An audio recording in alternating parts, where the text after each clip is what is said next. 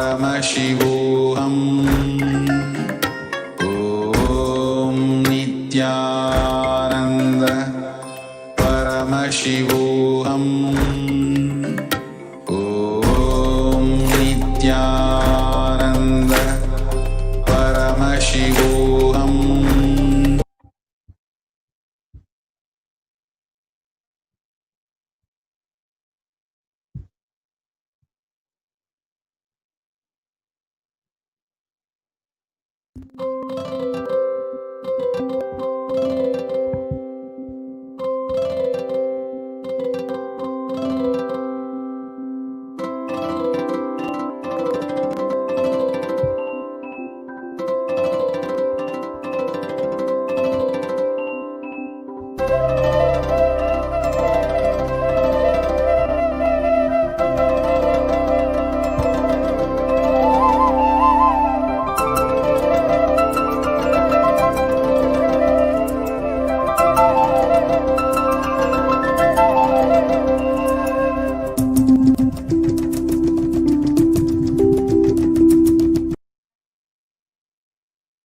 Nithyanandam Paramasukadam Kevalam Jnanamurtim Dvandvatitam Gagana Sadrisham Tattvamasyabilaksham Ekam Nityam Vimalam Achalam Sarvadi Sakshibhutam Bhavatitam Trigunarahitam Sadgurum Tam Namami. Nithyananda, we offer our humble obeisance, our humble pranam at the divine lotus feet of the Supreme Pontiff of Hinduism, Jagadguru Mahasannidhanam, His Divine Holiness Bhagavan Nithyananda Paramashivam. And we welcome all of the viewers across the world, wishing all of the viewers a auspicious Krishna Janmashtami today and a Suprabhatam on this most beautiful auspicious morning. Welcome to KAILASA's Nithyananda TV, and thank you for tuning in to our Satsang introduction as we begin the auspicious day today.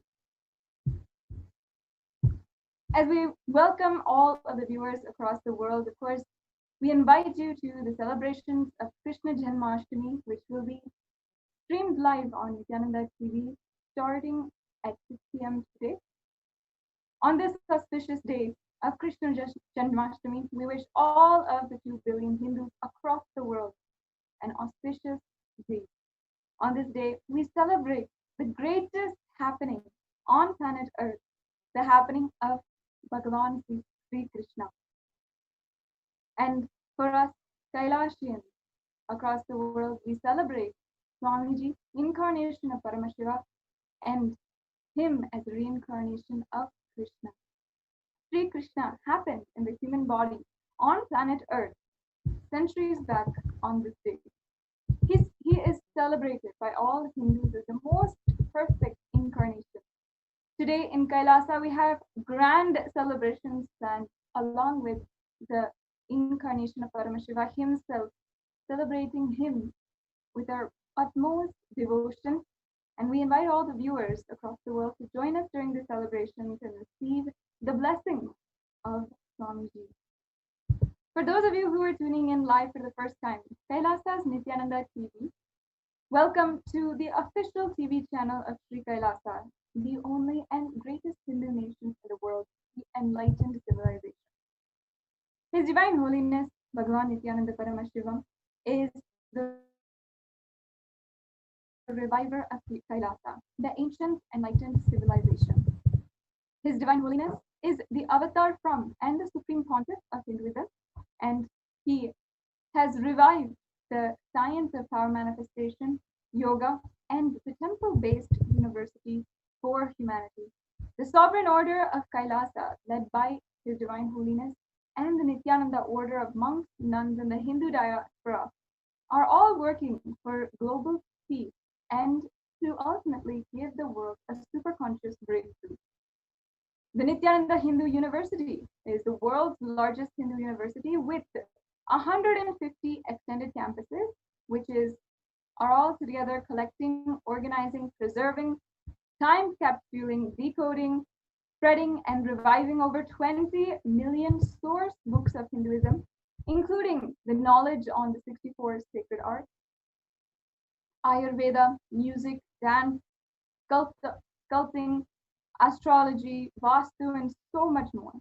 His Divine Holiness is the 293rd Guru Mahasannidhanam of the Shamalapita Sarvajnapitam, the ancient apex body of Hinduism, and he is the present emperor of the Surya Vamsa Durangi Samrajyam. His Divine Holiness has also survived one of the most brutal, relentless persecutions with many assassination attempts on his person and for the character by anti-Hindu elements. Of course, you can explore more of. We're inviting all of the viewers on this auspicious day. Let us take the opportunity to share this satsang. Let's spread the message of Sri Kailasa. In Hinduism, we recognize the happening of incarnations on planet Earth. Every few thousands of years, the superconscious energy decides to manifest in the physical plane and relate with all of us to give the breakthrough which is needed for that time. Incarnations have happened for all the physical breakthroughs that we have seen, whether it is walking for the first time, living on land for the first time, or even developing language. All of this are different breakthroughs that incarnations have happened on planet Earth in order to make this happen and lead the humanity to the next level. Paramashiva manifested on planet Earth in order to lead life at that time to the next evolutionary breakthrough. And today, there are millions across the world who recognize Paramashiva has come down once again onto planet Earth in the form of His Divine Holiness, Bhagavan Nithyananda Paramashivam, whom we fondly refer as Swami. Physical form and come down from Kailasa itself. And now that the incarnation of Paramashiva is here, it is time Kailasa. Inviting all of the viewers now, let's share this link of Satsang on Facebook, Twitter, Instagram, and all of the social media platforms with all your friends, family, close relatives, whomever you think could benefit, whose life will be transformed with the blessing of Swamiji in their life. As we continue to share more and more about in today's satsang introduction and get prepared for the satsang and the rest of the auspicious day, we invite all of the viewers to continue sharing on the social media platforms. Swamiji beautifully tells us that there's only one practice which can destroy self-doubt. Self-doubt is one of the most harmful things that all of us experience.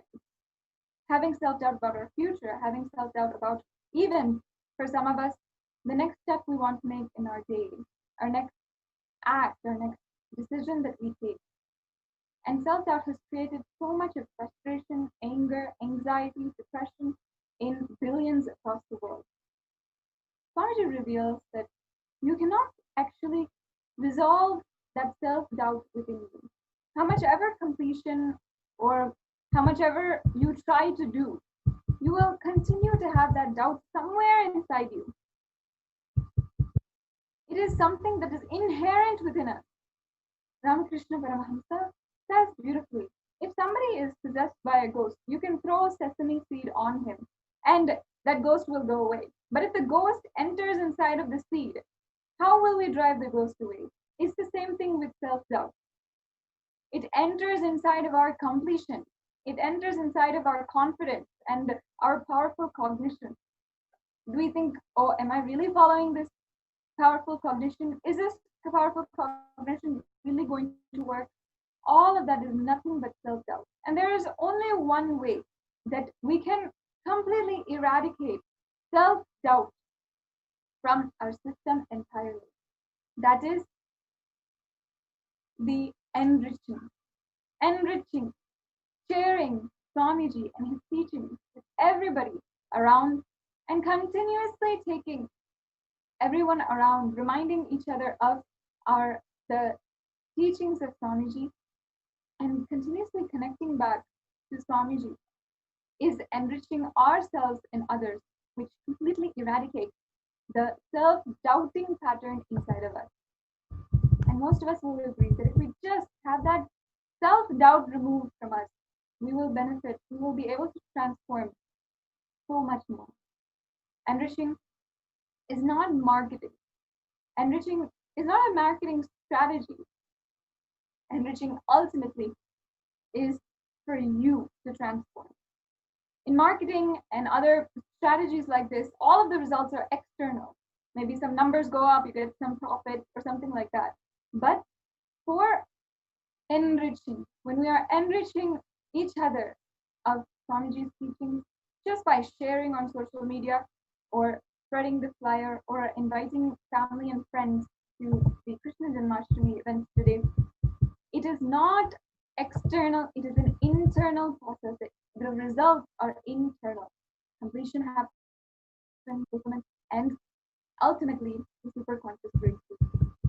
Today being the auspicious day of Krishna Janmashtami, we have a special Krishna Janmashtami Day social media challenge that is fun and exciting way to start celebrating and continue this celebration even on social media. In the year 2020, there are so many ancient ways, traditional ways of celebrating all of our festivals, all of our Hindu festivals, and we will be observing each and every one of those. But the most beautiful part is that we can add certain rituals, add more celebration to that now that we're living in the modern day age, in the day of social media and a digital world. What we can do to celebrate is a beautiful challenge called the Bhagavad Gita challenge on social media. The steps are very simple, and it is a way that we can spread absolute joy and bliss of today to one and all. First, we can download the Bhagavad Gita decoded book that Swamiji has compiled and commented on all of the verses of Bhagavad Gita. You can download this book at kailasa.org/Bhagavad Gita. Once you have this book downloaded, or perhaps you have the physical book, you can deeply pray to Krishna, Sri Krishna, on this auspicious day to reveal whatever we need to have super conscious breakthrough today, to ensure that we have the next level breakthrough today. You can, once we have deeply prayed to Sri Krishna to reveal whatever it is we need for a super conscious breakthrough, we can open the Bhagavad Gita book to a random page. If you don't have the physical book, on the ebook, you can just Google the random number generator and you can go to the page number that is generated by that generator, and then whatever the verse which our eyes fall on first, that is the verse which we can say Bhagavan Sri Krishna himself has revealed to us as the way that we can have super conscious breakthrough today. We can internalize that verse and then share that verse, and whatever powerful cognition you have from that verse on social media, tag 5 people to do the challenge and then share the post with all of your friends. This is a post that's very easy, simple to do, and is a way that we can enrich each other on this auspicious day of Krishna Janmashtami. Today, of course, we are celebrating Krishna and manifesting Paramashiva through love. The greatest dimension of the happening called Krishna is love. The ability to receive and give love.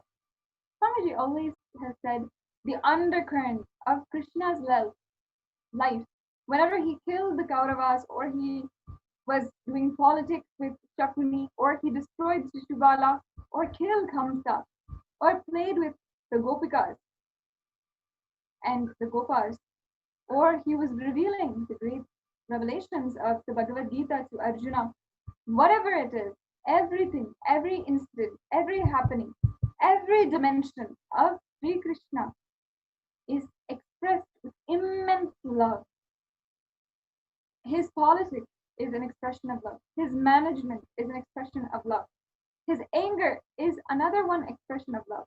And his enmity, or what we perceive to be enmity, is an expression of love. Swamiji says, I can say everything of Bhagavan Sri Krishna is expressed in the base material of love. He is a love incarnate, and he is the beloved of the whole universe. Swamiji says that Krishna is the most loved being happened on planet Earth. Other gods all may be worshipped, revered, respected. People used to be devoted, but nobody is loved like Krishna. Even Shiva, you can be devoted to him, you revere, you respect him, you worship him, but nothing like Krishna when it comes to the question of being loved. With so much of difficulty, so many people have sacrificed so many things for the love of Krishna. From the Gopikas and Gopas, the deeply devoted beings who serve Sri Krishna, the amount of sacrifice people have done for his love, leaving their brothers and sisters, leaving the parents, leaving the family, leaving the relatives, giving up wealth, and unimaginable sacrifices.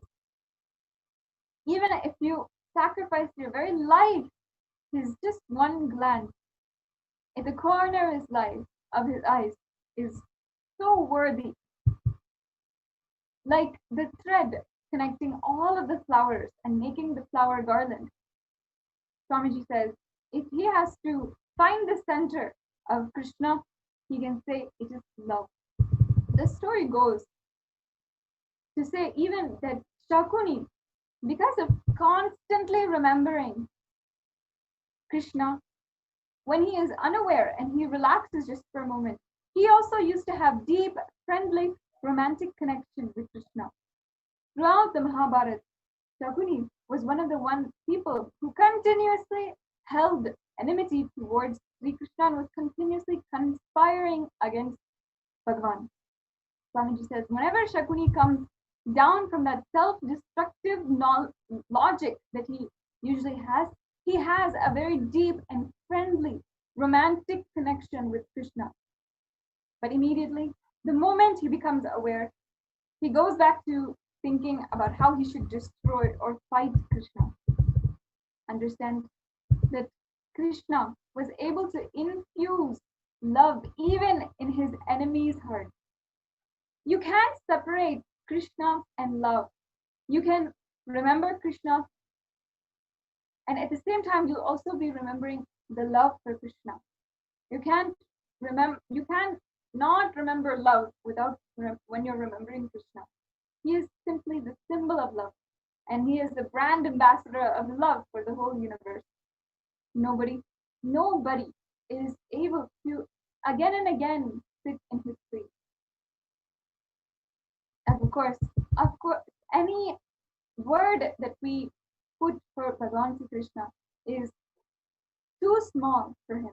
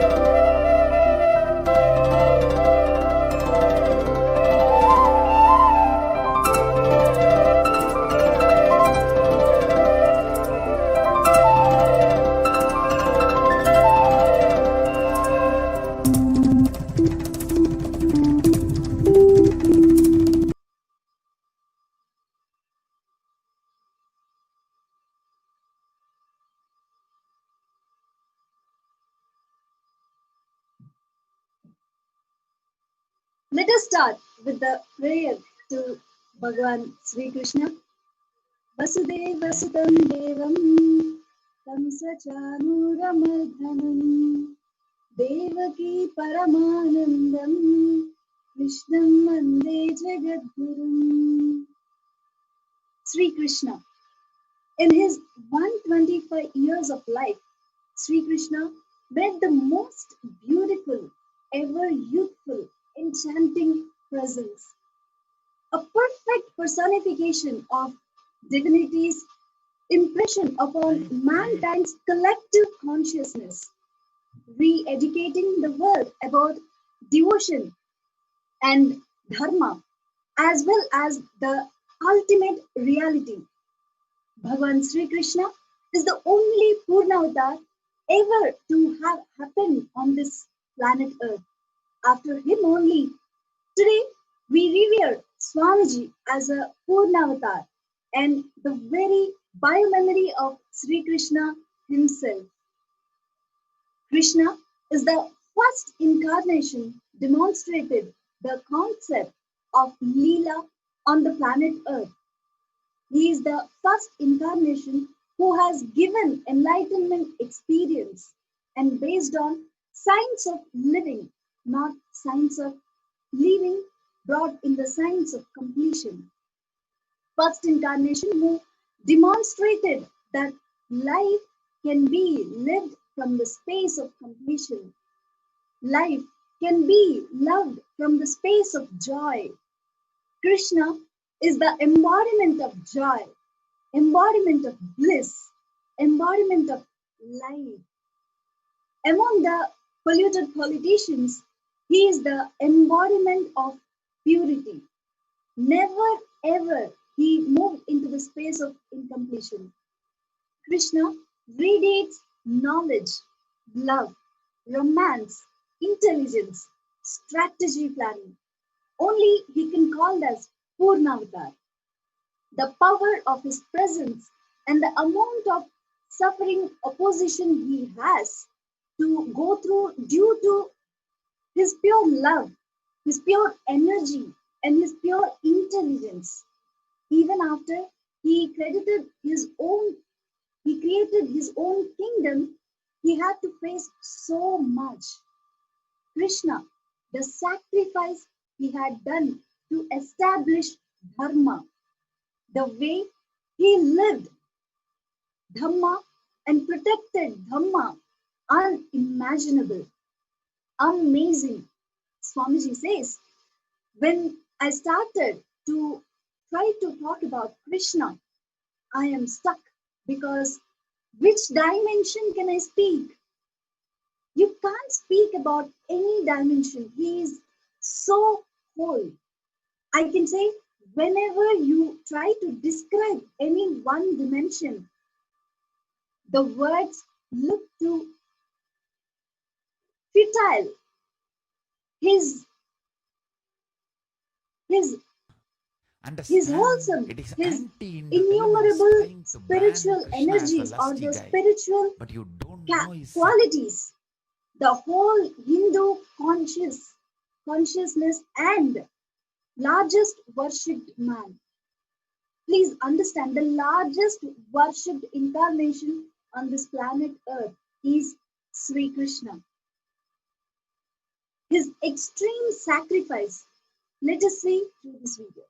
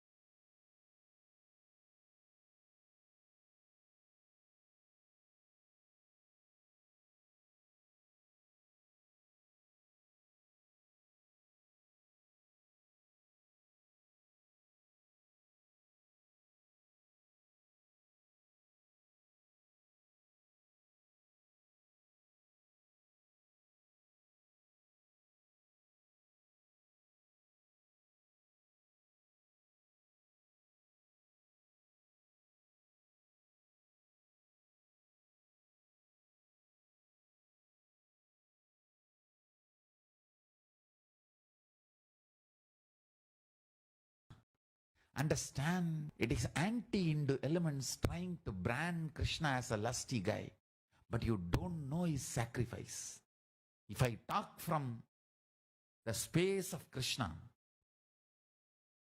every king married whom they loved, but Krishna married who loved him. He did not get whom he loved. He married who loved him.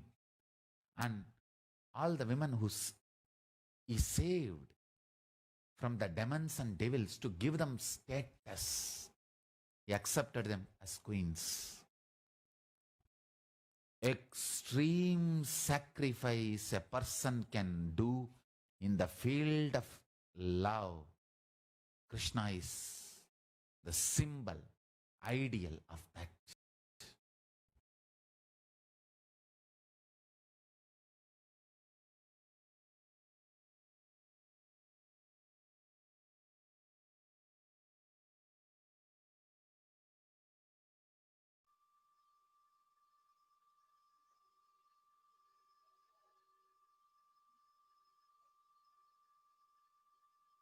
Bhagavan Sri Krishna, expression of Paramdhama.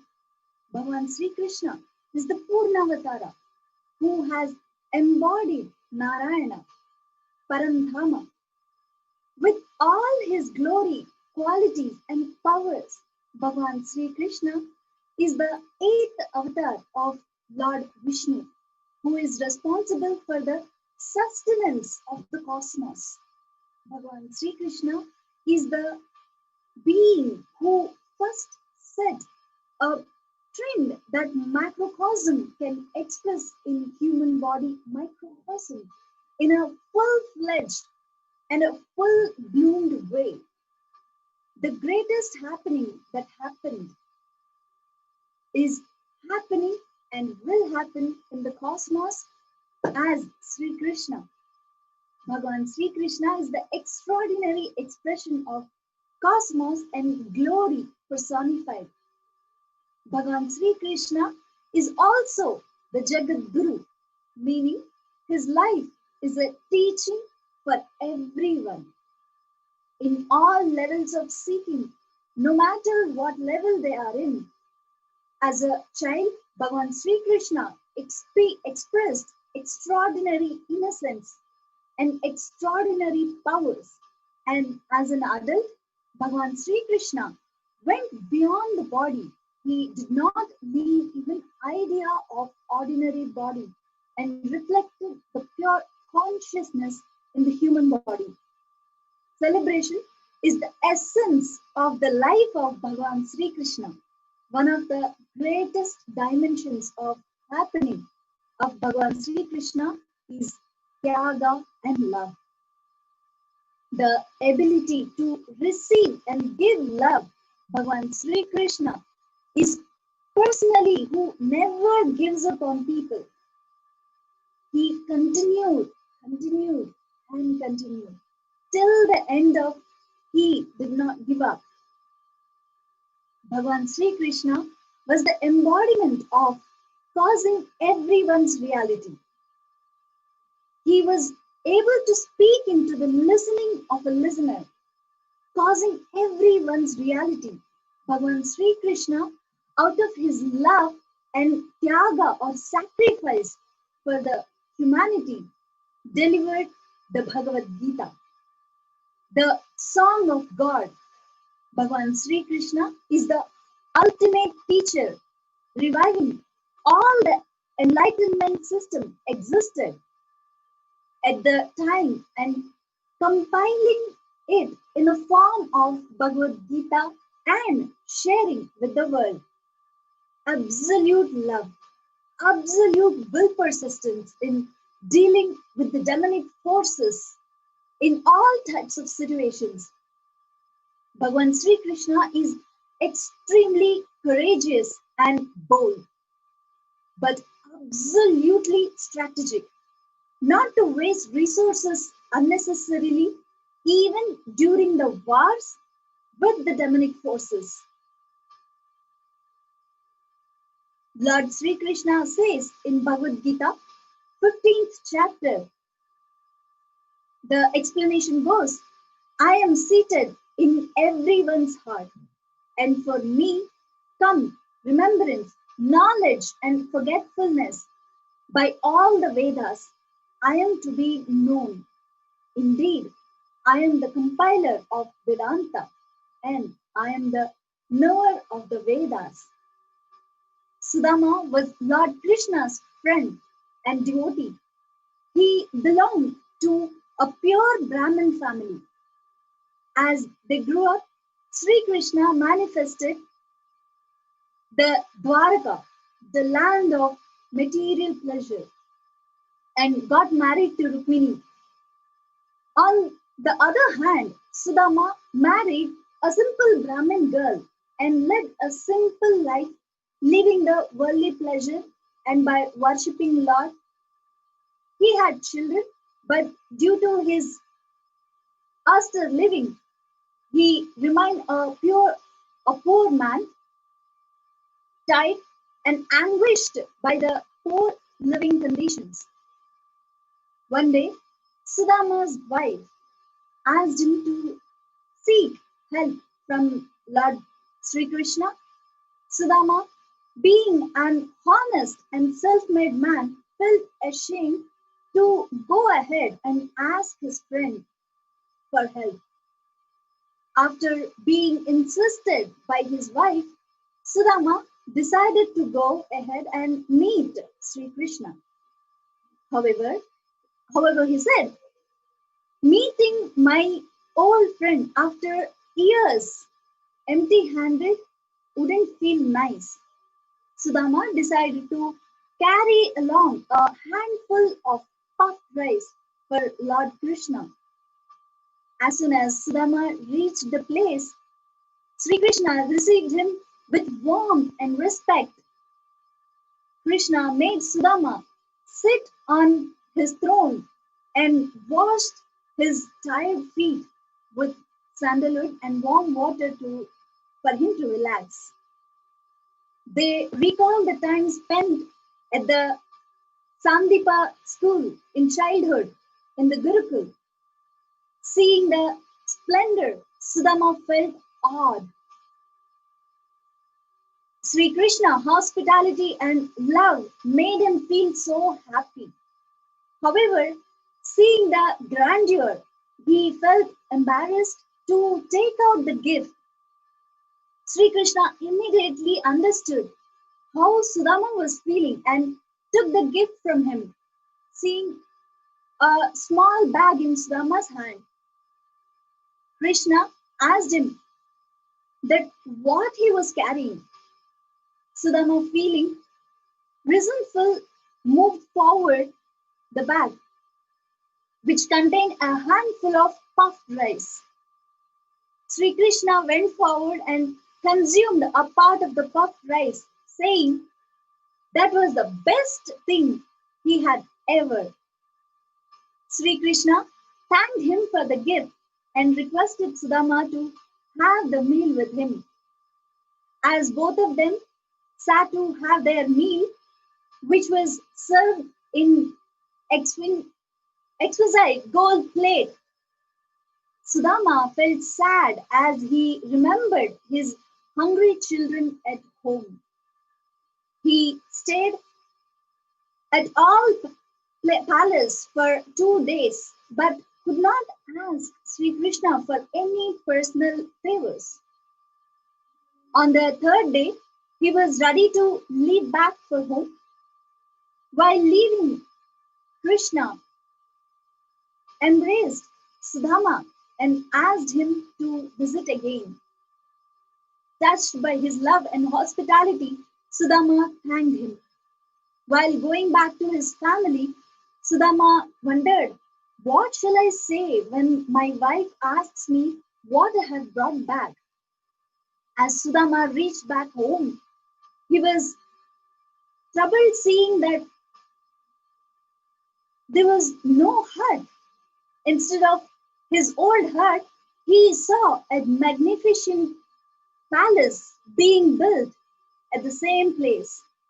As he walked towards the palace, he saw his wife coming out elegantly dressed in beautiful clothes.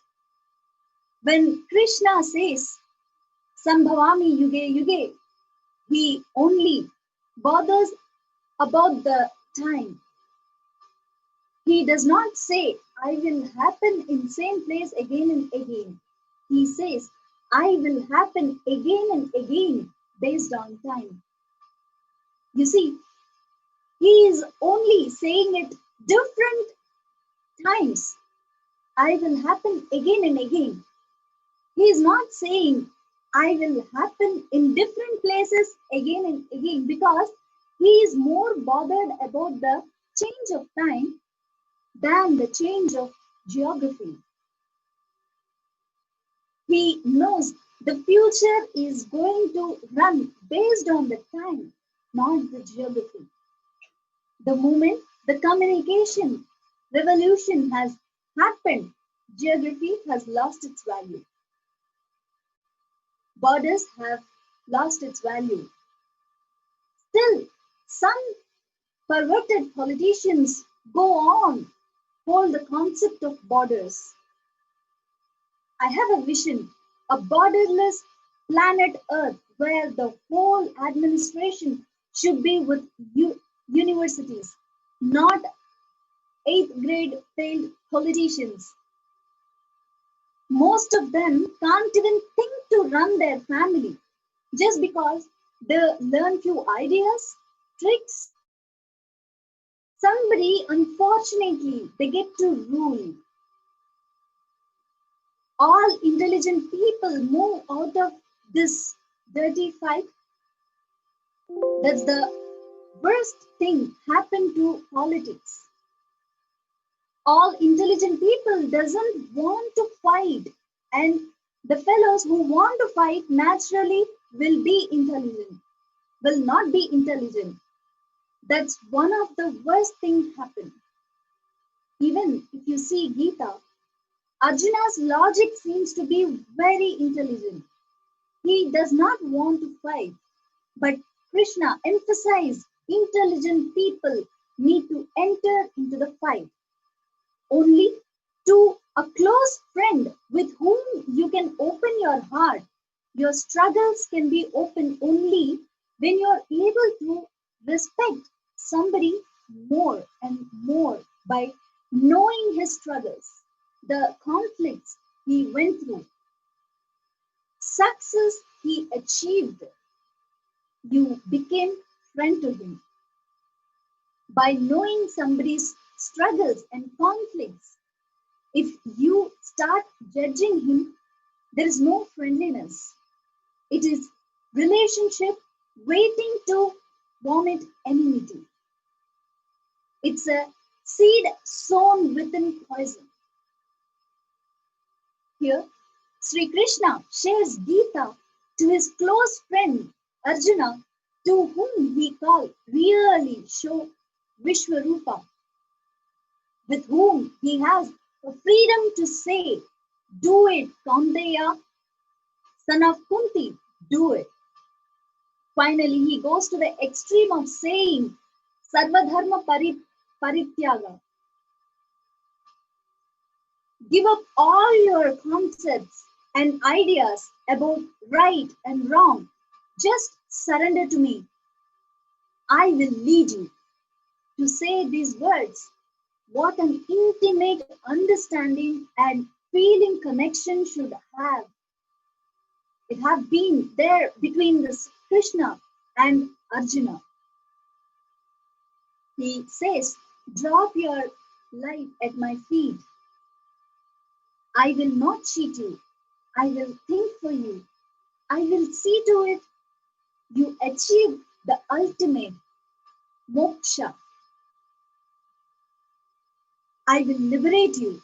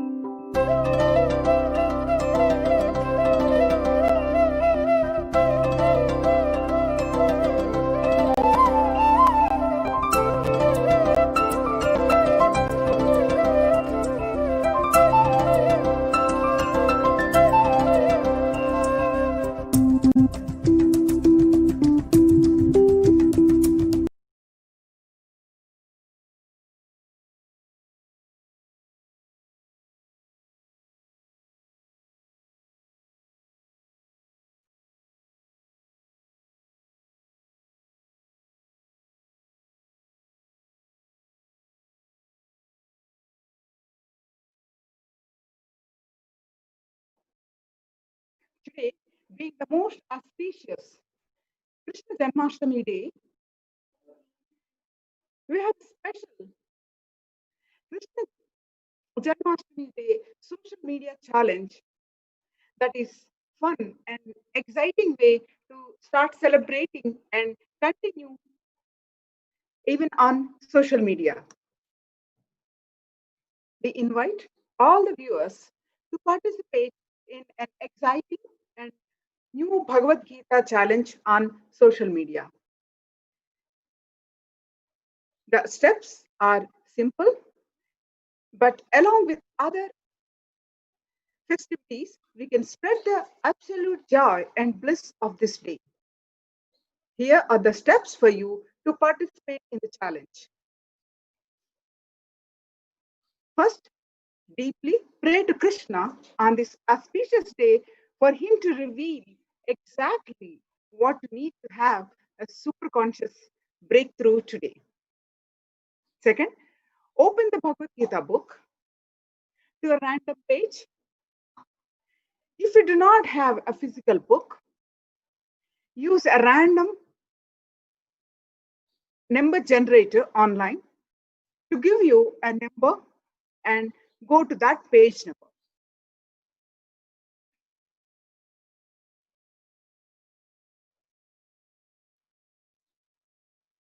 Just you can Google the, the page phrase random number generator. So enter the maximum number of pages in Bhagavad Gita, which is 1300, and click generate to generate a page number. Internalize the verse that your eyes fall on, on first, on first, and share the verse. Along with the verse you got, share the link to the Bhagavad Gita. Tag 5 people to do the challenge.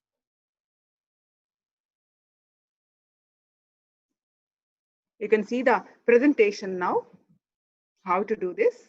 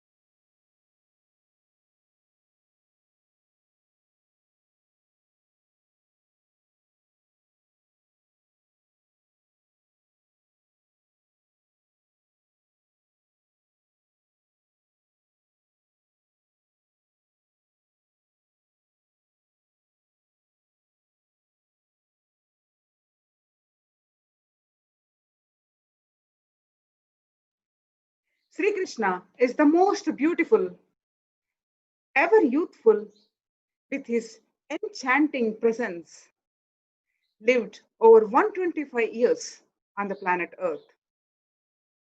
A few thousand years ago, but he still lives in everyone's heart for those who hear about him.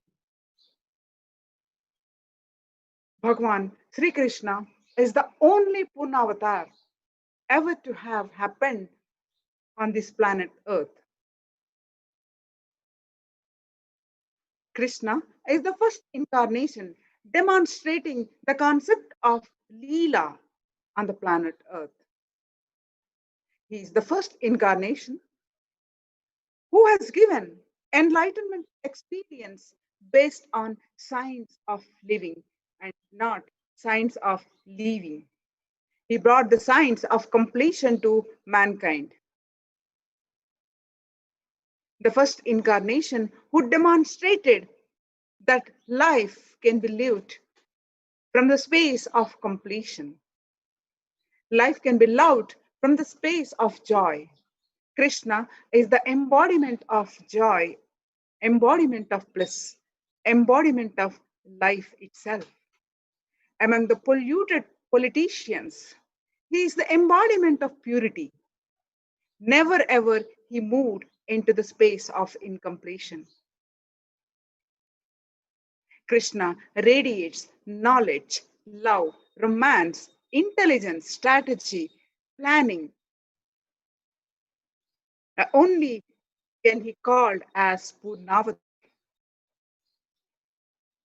a perfect personification of divinity's impression upon mankind's collective consciousness, re-educating the world about devotion and dharma as well as the ultimate reality. The power of his presence and the amount of suffering, opposition he has to go through due to his pure love, his pure energy, and his pure intelligence. Even after he created his own kingdom, Dwaraka, he had to face so much. Krishna, the sacrifice he had done to establish Dhamma, the way he lived Dhamma and protected Dhamma, unimaginable, amazing. In Swamiji's own words, when I start trying to talk about Krishna, I'm stuck because which dimension can you speak? You can't speak about any dimension. He's so whole. I can say, whenever you try to describe any other dimension, the words look so futile. His Ananta Kalyana Gunas, meaning the infinite, never endless qualities. His innumerable spiritual energies are the spiritual qualities.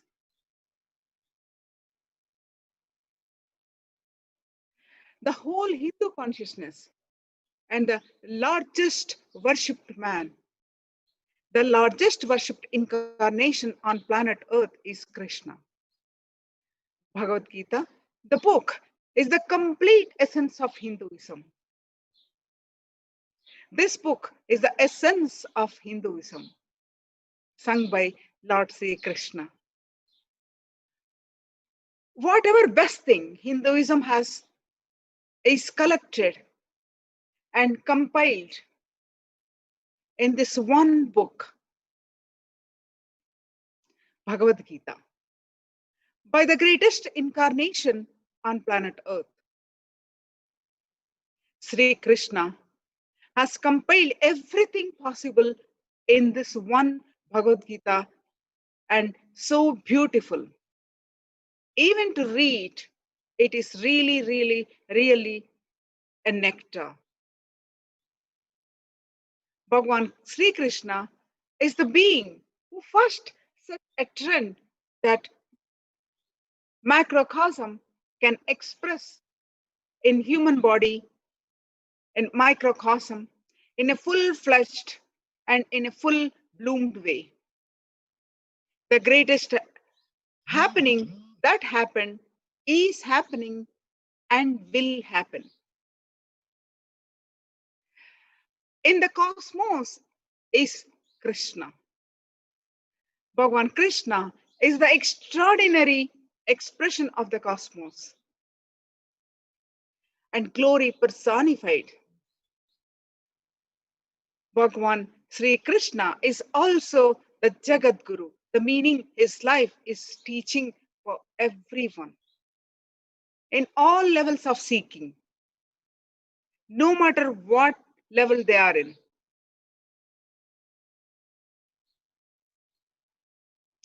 As a child, Bhagavan Krishna expressed extraordinary innocence and extraordinary powers.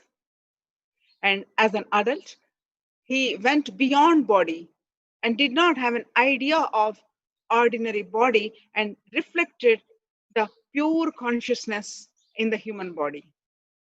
Celebration is the essence of life of Bhagavan Sri Krishna. One of the greatest dimension of the happening of Bhagavan Krishna is Tyaga and love. The ability to receive and give love. He is a personality who never gives up on people, and he continued till the end. He did not give up. Bhagavan Krishna is the embodiment of causing everyone's reality.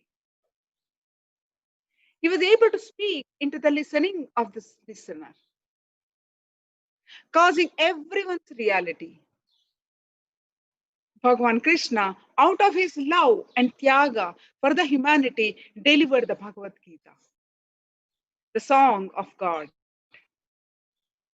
He is the ultimate teacher, reviving all the enlightenment systems existed during that time and compiled in the form of Bhagavad Gita and sharing with the world. Bhagavan Krishna demonstrated absolute life positivity, absolute love, absolute will persistence in dealing with the demonic forces of all types of situation. Bhagavan Krishna is extremely courageous and bold, but absolutely strategic. Not to waste resources unnecessarily, even during the wars with demonic forces.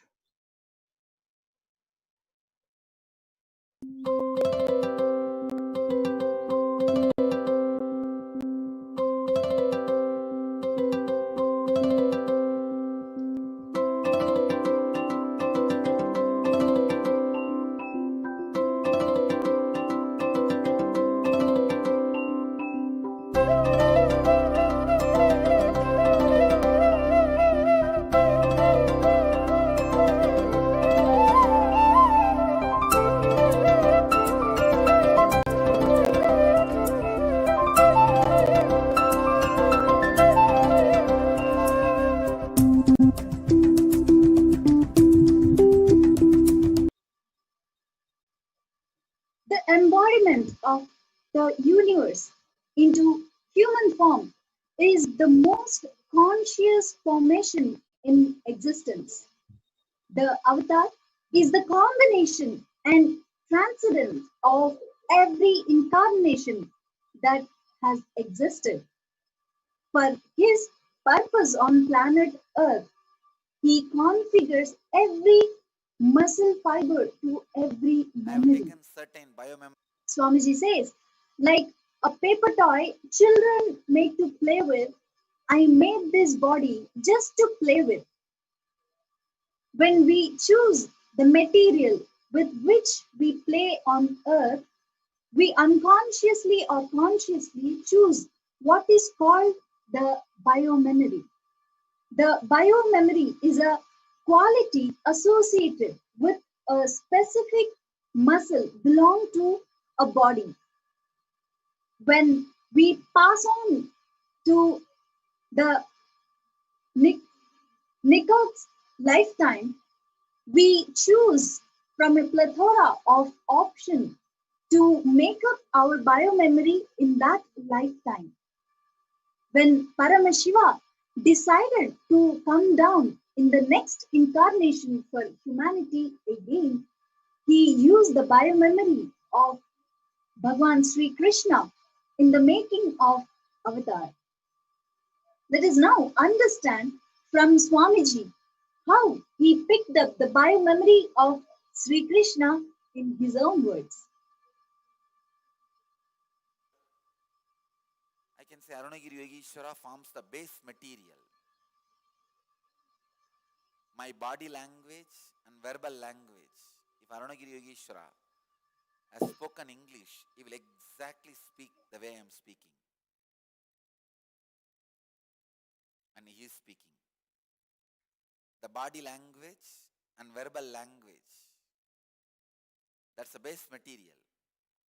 That is from Arunagiri Yogeshwara. Next, the administration. Please understand. Biomemory can be divided into 4 categories. 1, the experience of God, experience of self, experience of the nature, experience of humanity. All my way of relating with humanity, that biomemory, I got it from Meenakshi. The whole administration, the way I handle people, the way I train people, the way I elevate people is from Meenakshi. My concepts about human society is from Meenakshi. My responses towards the human society, I started doing 2000 years before. That is why it is time-tested, foolproof responses. The body language and verbal language is from Arunagiri Yogeshwara. Administration is from Meenakshi. Strategy planning. These are all small gears. The strategy planning is from Sri Krishna. And there are some more masters' biomemory, which is there in the body.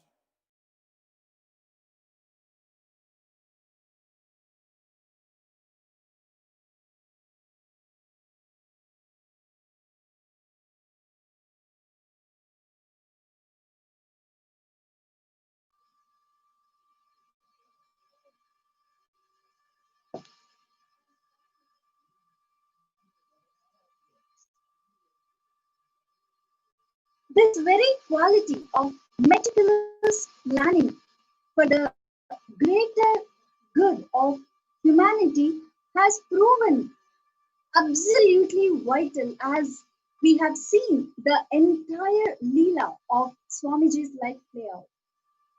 So many abusers, trolls, and haters who are fueled by racial hatred have said that Swamiji has run away from the country, even run away from the law.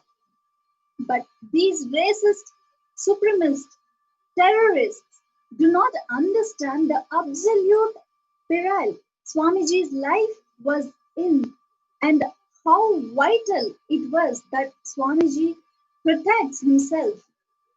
It was the ultimate decision made at the right time so that superconscious breakthrough can happen for the whole humanity. The world may not understand it yet, but the grand Leela of the Avatar, the autobiography of the Avatar, will sing for eons to come about the most perfect, precise, and accurate decision made out of his pure love for this humanity.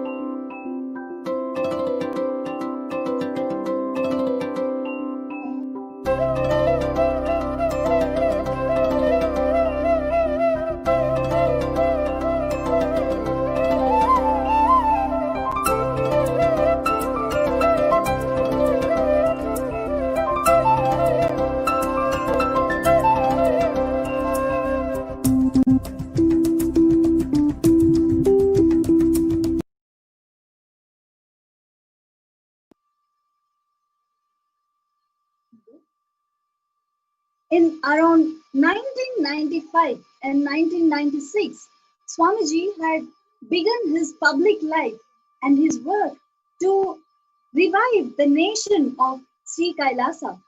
He was volunteering and staying in Ramakrishna Math in Mylapore, Chennai.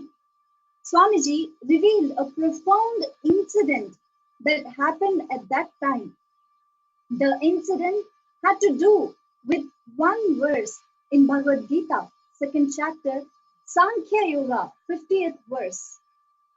The translation of that verses are endowed with the wisdom of evenness of mind. Move away from both good and evil deeds in his life, in this life. Devoted yourself in yoga, skill in action in yoga.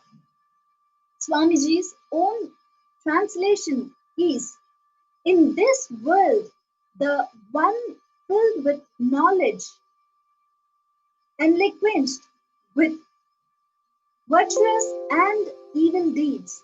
Therefore, attach yourself to application, for application is natural property of skillfulness.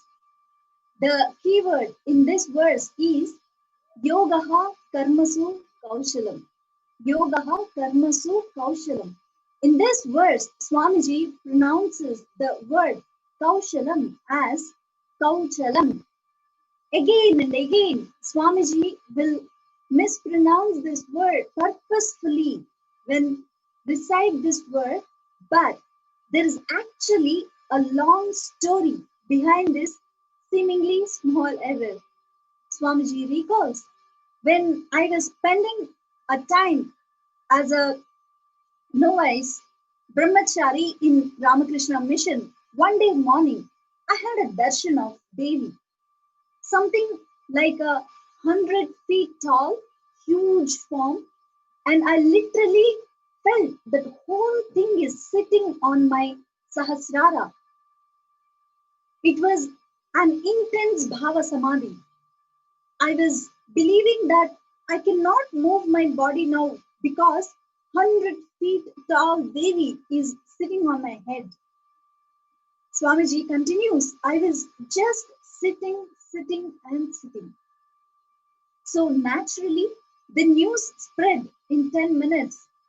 One told the other told the other. At that time, fortunately, the vice president of Ramakrishna Mission was Swami Ranganathananda. He was staying there in Mylapore, Ramakrishna Math. He is a great sadhu. Being a great sadhu is also not a joke. He is a great sadhu. Morning, he will wake up and his routine was so perfect. He lived about 90 years, but at that time, he was not that old. He just passed away only 2 to 3 years before. Even at the age of 90, he will get up, go for his walk, go to temple in the morning and sit in whatever you may call it, visualization or meditation or japa. He will sit like a statue, a powerful tapasvi. Because he was going to temple, one Swami who was sitting outside the room told, Maharaj, Coca has gone mad. Coca was my nickname at the time. In Bengali, he said, Coca pagal hoichi. But Swamiji was in such intense samadhi that he could not clarify to them that he has not become mad. Then Swami Ranganathanandaji just opened the door and looked into see what Swamiji is doing. So he opened the door and looked inside. He looked at the other sadhu and, hey, what he what? He is not mad. He is just sitting silently. That's all. He has not broken anything. Swamiji describes the next events. He says, Swami Ranganathanandaji looked straight into my eyes and what he kamochi. In Bengali, it means, how are you? Swamiji says, I could not answer. I said, Bhava Samadhi, Bhava Samadhi. Ranganathanandaji just spat on the wall door. Yogaha Karmasu Kauchalam. It was such a strong shock for me. I can say liberation for me. He is from Kerala. So the pronunciation, he said Kauchalam instead of Kaushalam. He said Kauchalam. He instead Kauchalam of Kaushalam. It was a shock for me. In that moment, all that darshan went away. Everything became all right. I can say it was a powerful initiation leading me to the next level. Let us understand now from Swamiji himself exactly what the understanding was about the truth, Yogaha Karmasu Kaushalam, and how we can also learn and imbibe this great truth.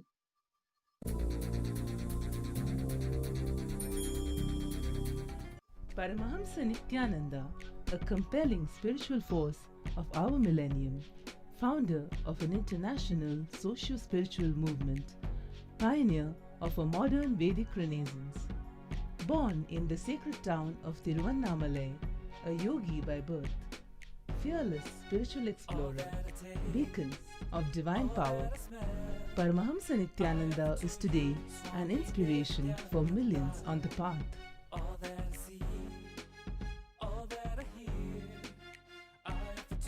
Adept in ancient mystical yogic sciences, researcher of the science of spirituality, guru for enlightenment.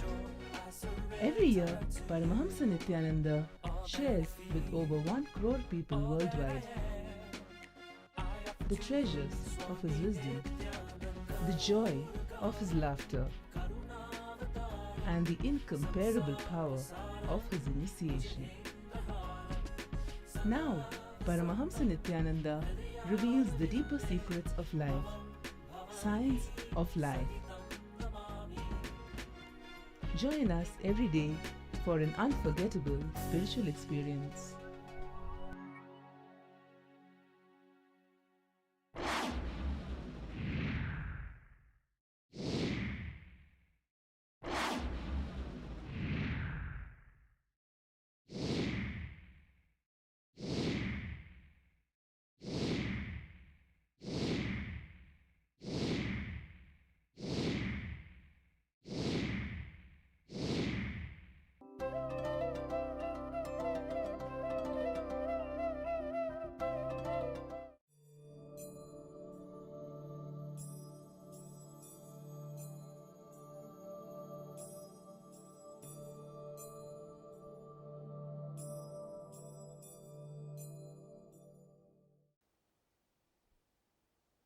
Let me explain exactly what is Karmasu Kauchalam.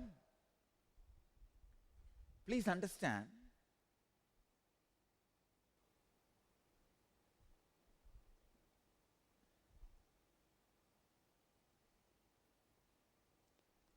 the solidified emotion.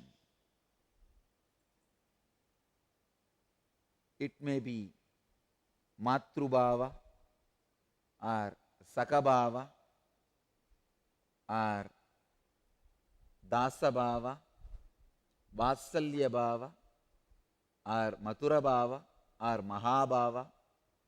The solidified emotion is Bhava Samadhi. But when that solidified emotion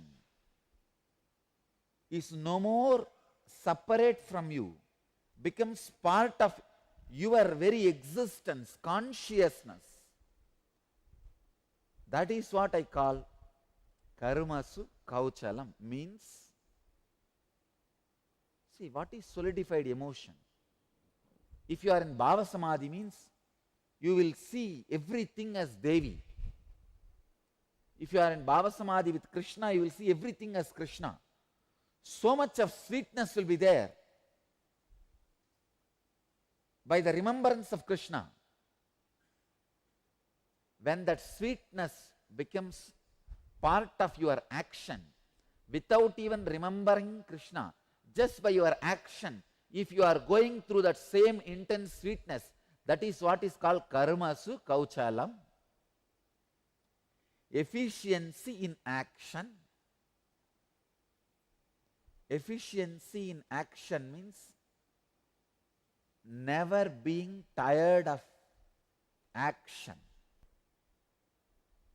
Any action which makes you tired will make you old, will bring you disease.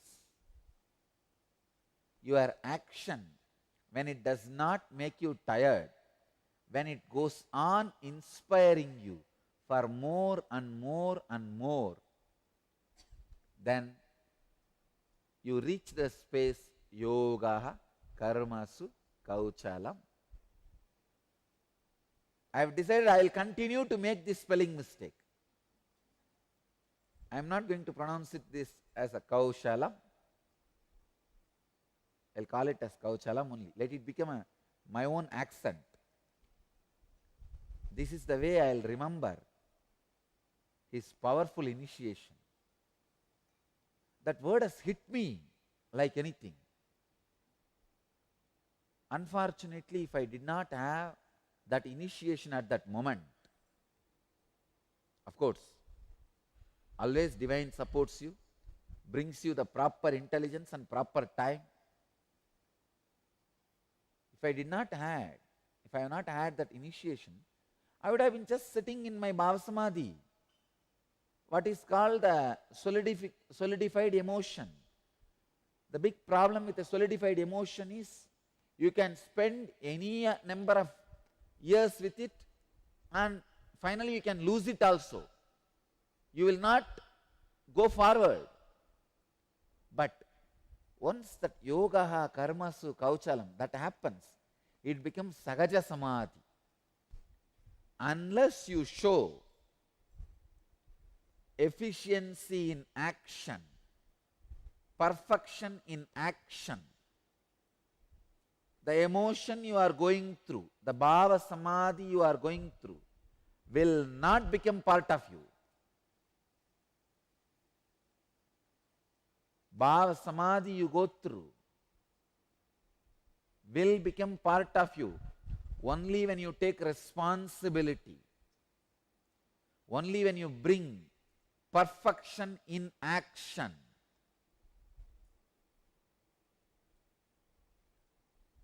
Joy in action. Next question is from Richa from Bangalore. Swamiji, can you please explain what you mean by efficiency? Richa, efficiency means efficiency. Efficiency means the action should have its effect on outer world and the inner world. It should be like a double-edged sword. The action should be creating desired result outside and desired result inside. That is what I mean by the word efficiency. If I have to give an example, morning you get up and do yoga. The action of doing yoga should create the desired result in the outer world, means the body becoming healthy. And same way it should create the desired result in the inner world, creating a positive pattern or a positive mental setup, which is purpose of yoga. So all action, same way, if you are creating a relationship, it should create the friendly relationship and it should bring the happiness and fulfillment which you are supposed to have in your inner space through that relationship. So efficiency means the effect of action in the outer world and in the inner world. Unfortunately, whole humanity is established in laziness. Now I am telling you the truth. By sitting in satsang, two things need to be achieved. One, you need to sit in such a comfortable position in the outer world. Another, you are supposed to be in a state which nowhere nobody disturbs. No words are touching you. Nothing touches you. You are beautifully in that peaceful awareness. What you call as your own Sahaja Samadhi. Being established in laziness. The next question is from Akshay Shukla as well as from Jean from Dallas, Texas. Isn't perfection measured by the result of the action? Doesn't that make us focus on the result? Ajay Shukla, perfection is not measured by the result of the action. It measured by the way you are acting. Understand? The quality of the action, not the quantity of the action, not the quantity which happens because of your action, but the quality of your action. Only when the quality is not there, you will have time to measure the quantity of the action. So perfection is not measured by the result of the action. It is measured by the quality of the action. But I tell you, when the quality is there, the quantity also will follow, even though you don't bother about it. It's like you walk without bothering about the shadow, but the shadow follows you. Same way, in the quality, in the kaushalam, in the efficiency, you walk and it follows. The quantity also follows you. Next, let you all achieve, experience, live, express, radiate and share the eternal bliss. Nithyananda. Thank you.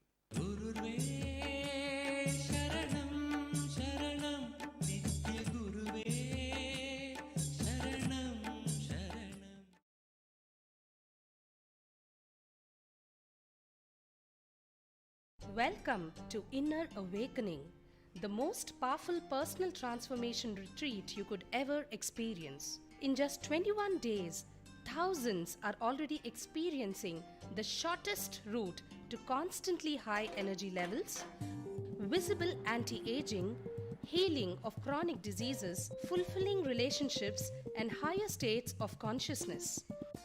What is the secret behind this transformation?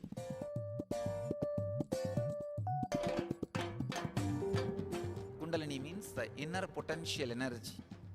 Once it is awakened, opens the different doors for the conscious experience in you.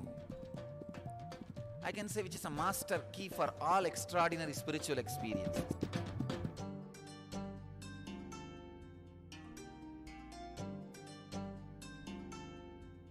This extraordinary program is conducted personally by Paramahamsa Nithyananda.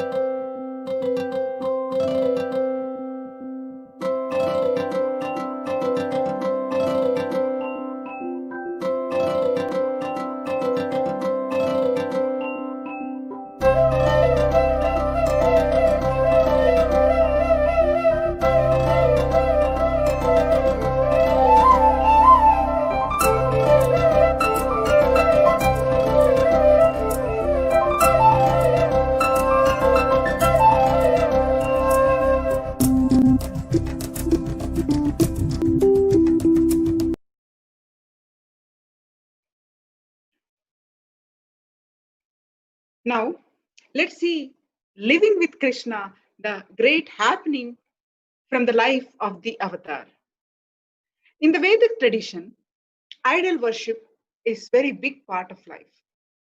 With a tradition that has few thousands of gods and goddesses, each person has their own Ishta Devata, a worshipper's favorite deity. However, there is a huge difference between worshipping an idol and worshipping through an idol. This incident in Swamiji's own life explains that difference. Swamiji was on his way to Somnath, one of the 12 Jyotirlingas shrines of Shiva. In one of the nearby villages, an elderly woman invited him to stay with her. She was a great Krishna devotee and had a small Krishna idol. She would cook some food and offer it to the idol, and then eat some herself. She led a very simple life with few possessions and little wealth, but was very content. She would bring food to Krishna every night and would even talk to him. She would sit by the idol casually and talk to it as if it was real. This was her daily routine, which went on for an hour, after which she would eat the food and go to sleep. After 1 week, Swamiji started preparing to continue on his journey, and seeing this, she began to cry. She promised him that she would never ask him to work and that he could stay with her without any obligations. Now, let's see in Swamiji's own words describe the beautiful incident.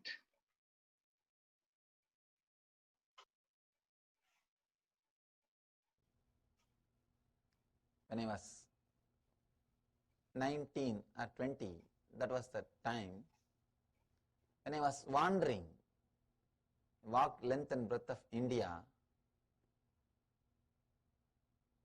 This incident happened before my enlightenment. I'm just trying to find right words to narrate that whole incident because it's such a amazing, inspiring incident. Sometimes there will be traffic jam in my throat. Too many words want to come out. So I tell them, relax, relax.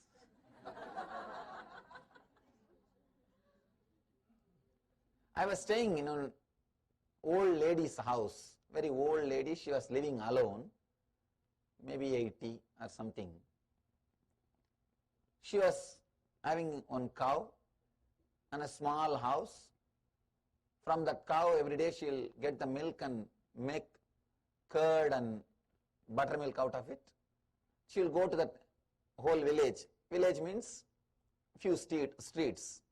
She will go around that few streets and sell that curd and buttermilk, come back in the night with some sweets or food. She will come back and she had a small Krishna's murti. Krishna statue, small statue of Krishna. She will put all those things in front of that Krishna's murti and speak to him. She will speak to him. Oh Krishna, please eat. Today I got only this much. Please eat. She will spend some time speaking. And then later on she will eat. She will eat and sleep. First few days I thought, oh, she is just, because of her devotion, she is talking okay.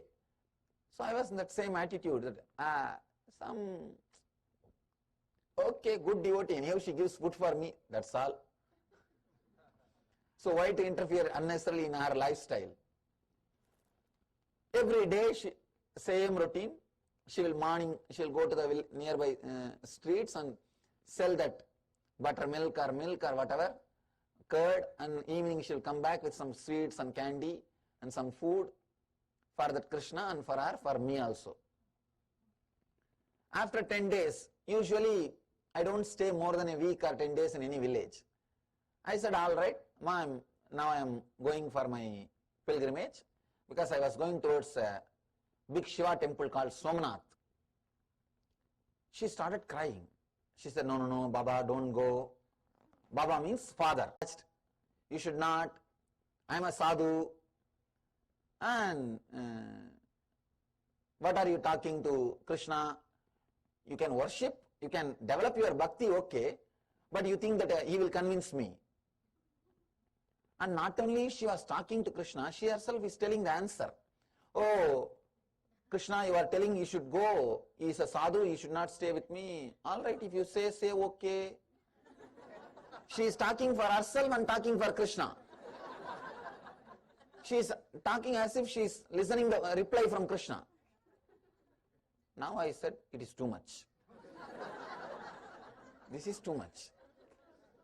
And I went near her and told, Arey, what are you doing? You think that he is talking to you? And she very casually, very innocent lady, very casually, she just held my hand and said, Baba, don't you see he is sitting there? And she held my hand. I promise I saw Krishna there. He was there, sitting as a young boy with a blue body, whatever way we describe, he was there, just sitting and smiling.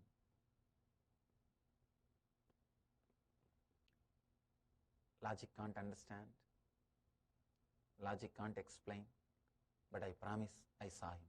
He was there. He was there. When she left the hand, again I saw only the statue. The form has disappeared. When she held my hand, just for a few moments, I saw he was there, sitting. Not as a hallucination, no.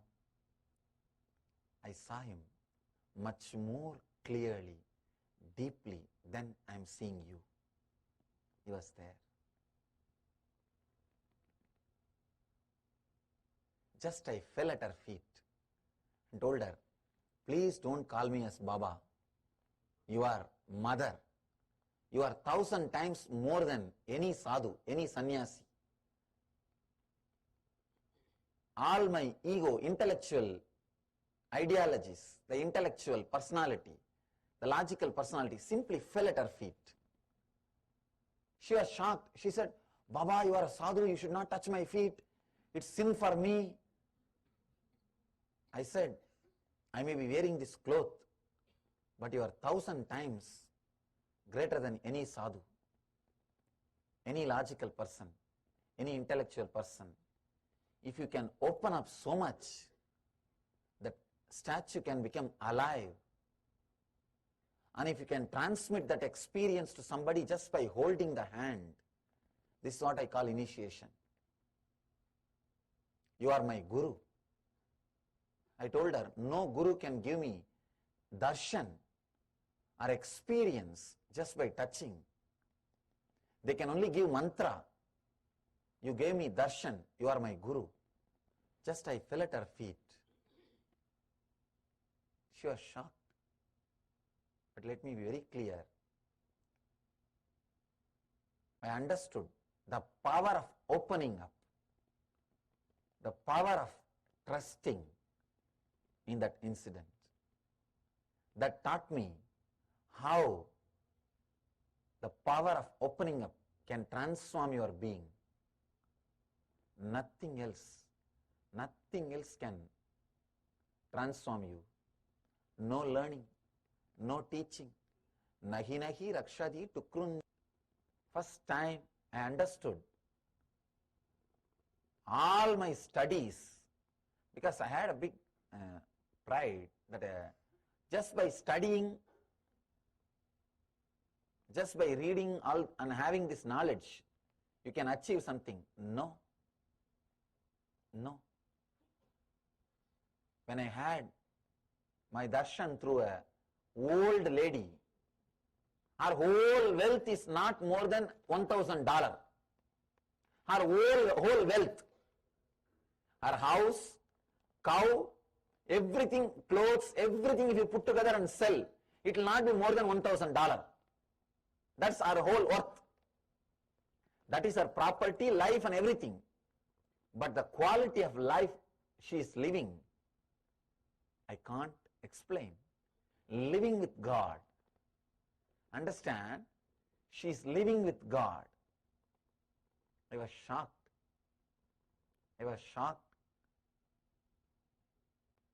Just I fell at her feet and did complete namaskar. She was frightened because a sadhu touching her feet, she never expected. I said, you are my guru, you are my master, because not only I have not achieved the spiritual truths which you achieved, the height, not only you achieved, you are able to transmit to somebody just by a touch, just by one touch, she is able to give that experience.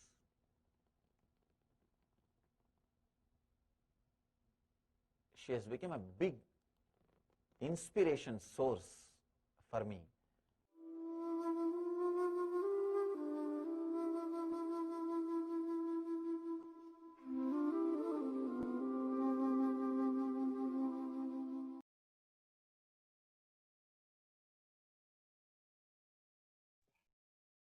Swamiji first spoke on Bhagavad Gita in the public forum in September 2005 in Los Angeles.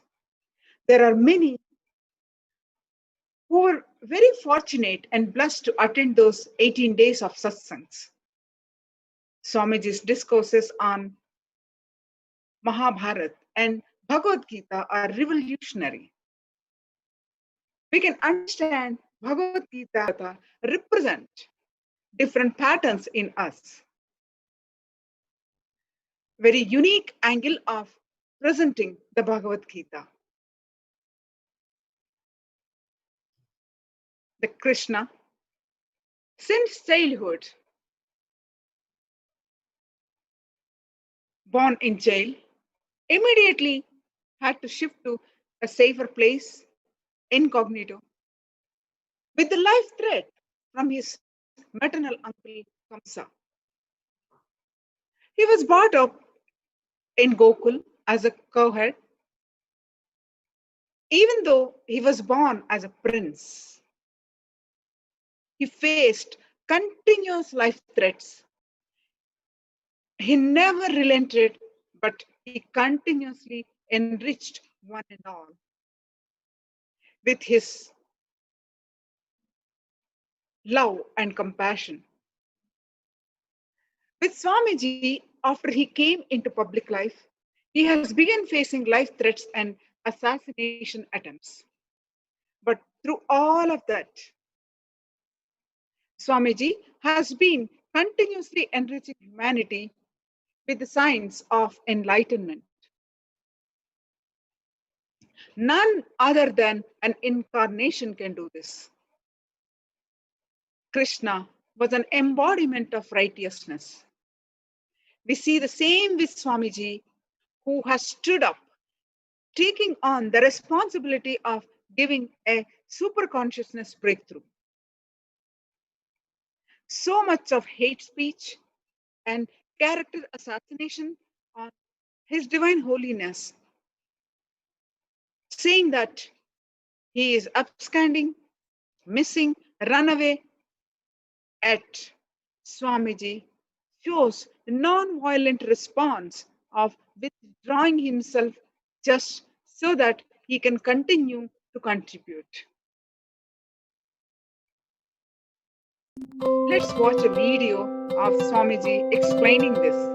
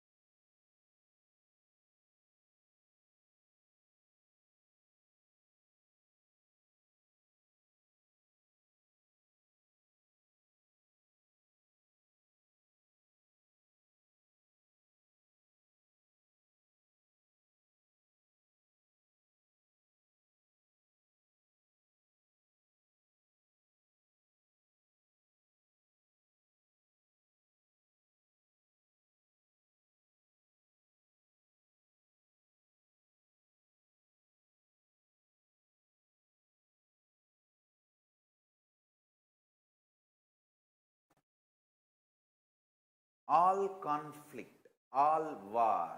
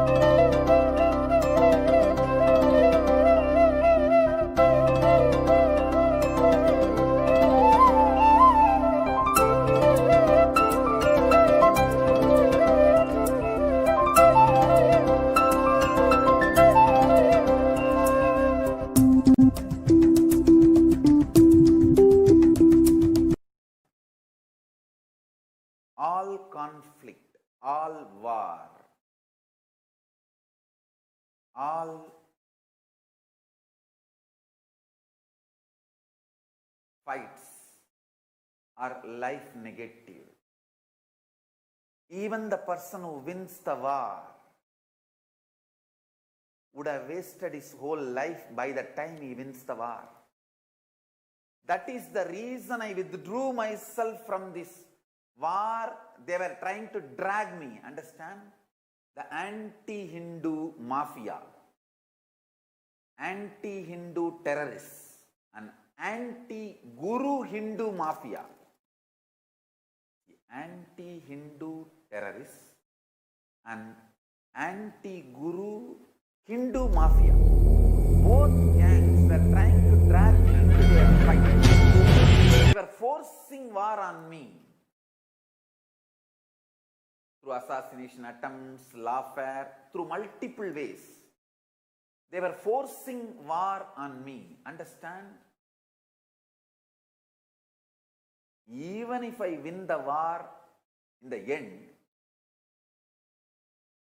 my life would have been a big failure,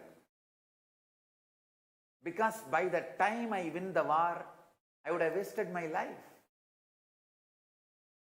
By Paramashiva's grace, I had the clear intelligence, and Kalabhairava protected and protecting me. Because of Paramashiva's grace and Kalabhairava's protection, I withdrew myself from this war and started doing the real work I am supposed to do. I tell you, Ahimsa Paramo Dharmaha, non-violence is ultimate law of life, dharma. I add one more line, Ahimsa Paramo Buddhihi Yuktihi Shaktihi Muktihi. Non-violence is ultimate bhakti. Yukti, Bhukti, Mukti means non-violence is ultimate strategy, intelligence, devotion, and ultimately liberation. I tell you, do not be deluded by your manliness. You will waste your whole life in fights and wars, which is forced on you. Only in the end of the war, whether you lose or win, you will realize you lost your life. All my disciples use this as a strategy when we are building KAILASA, when we are manifesting KAILASA all over the world. No conflicts, no wars. That is not going to work out for us.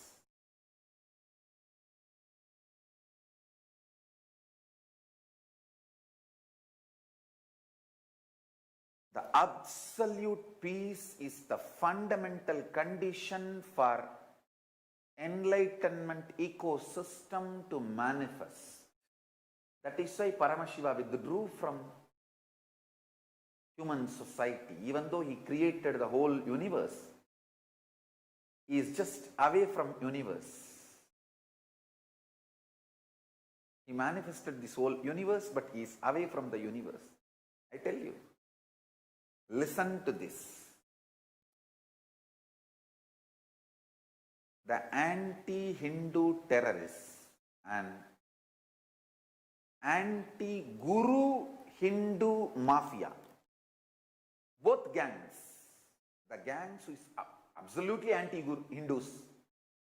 There is another gang, anti-Gurus but Hindus. This both gang was somehow trying to drag me into the fight with them. They know if I get into the fight, whether I win the war or lose the war, I would have lost my life. So what I need to deliver to the world would not have been delivered. The most intelligent decision I took in my life, I should say that highest intelligence Paramashiva gave me is clarity on what for I happened, and the greatest power Kalabhairava gave me is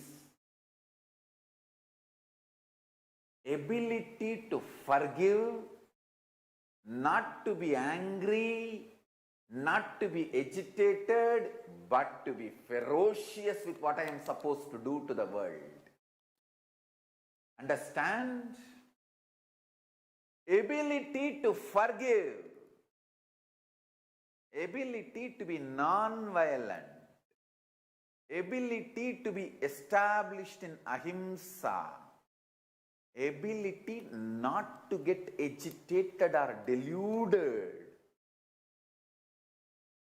in the name of manliness and all this stupid human plain delusion. How long we can tolerate this injustice? All these kind of stupid, delusory ideas. Paramashiva gave me the strength, powerful cognition. And Kalabhairava giving me protection, energy to absolutely be non-violent and make all the enemies irrelevant, redundant.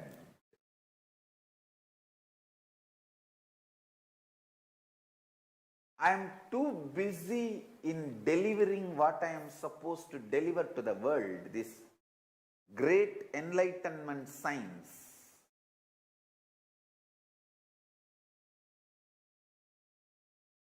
The state of Paramashiva, space of Paramashiva, powers of Paramashiva, being of Paramashiva, KAILASA of Paramashiva. I am too busy with that, focusing only on that.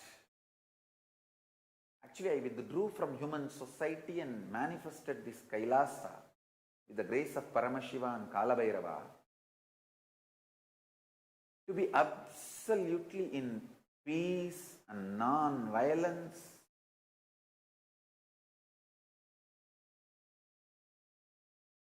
Ahimsa, Satya, Asteya, Aparigraha, Brahmacharya, absolute Samadhi space, state, space, powers, being, superconscious, and KAILASA Paramashiva. I tell you.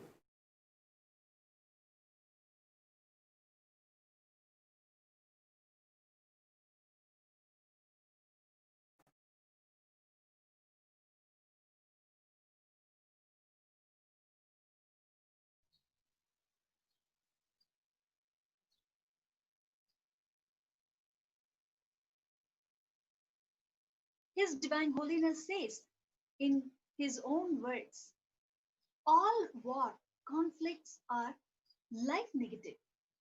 Even the person who wins the war would have wasted his life winning the war.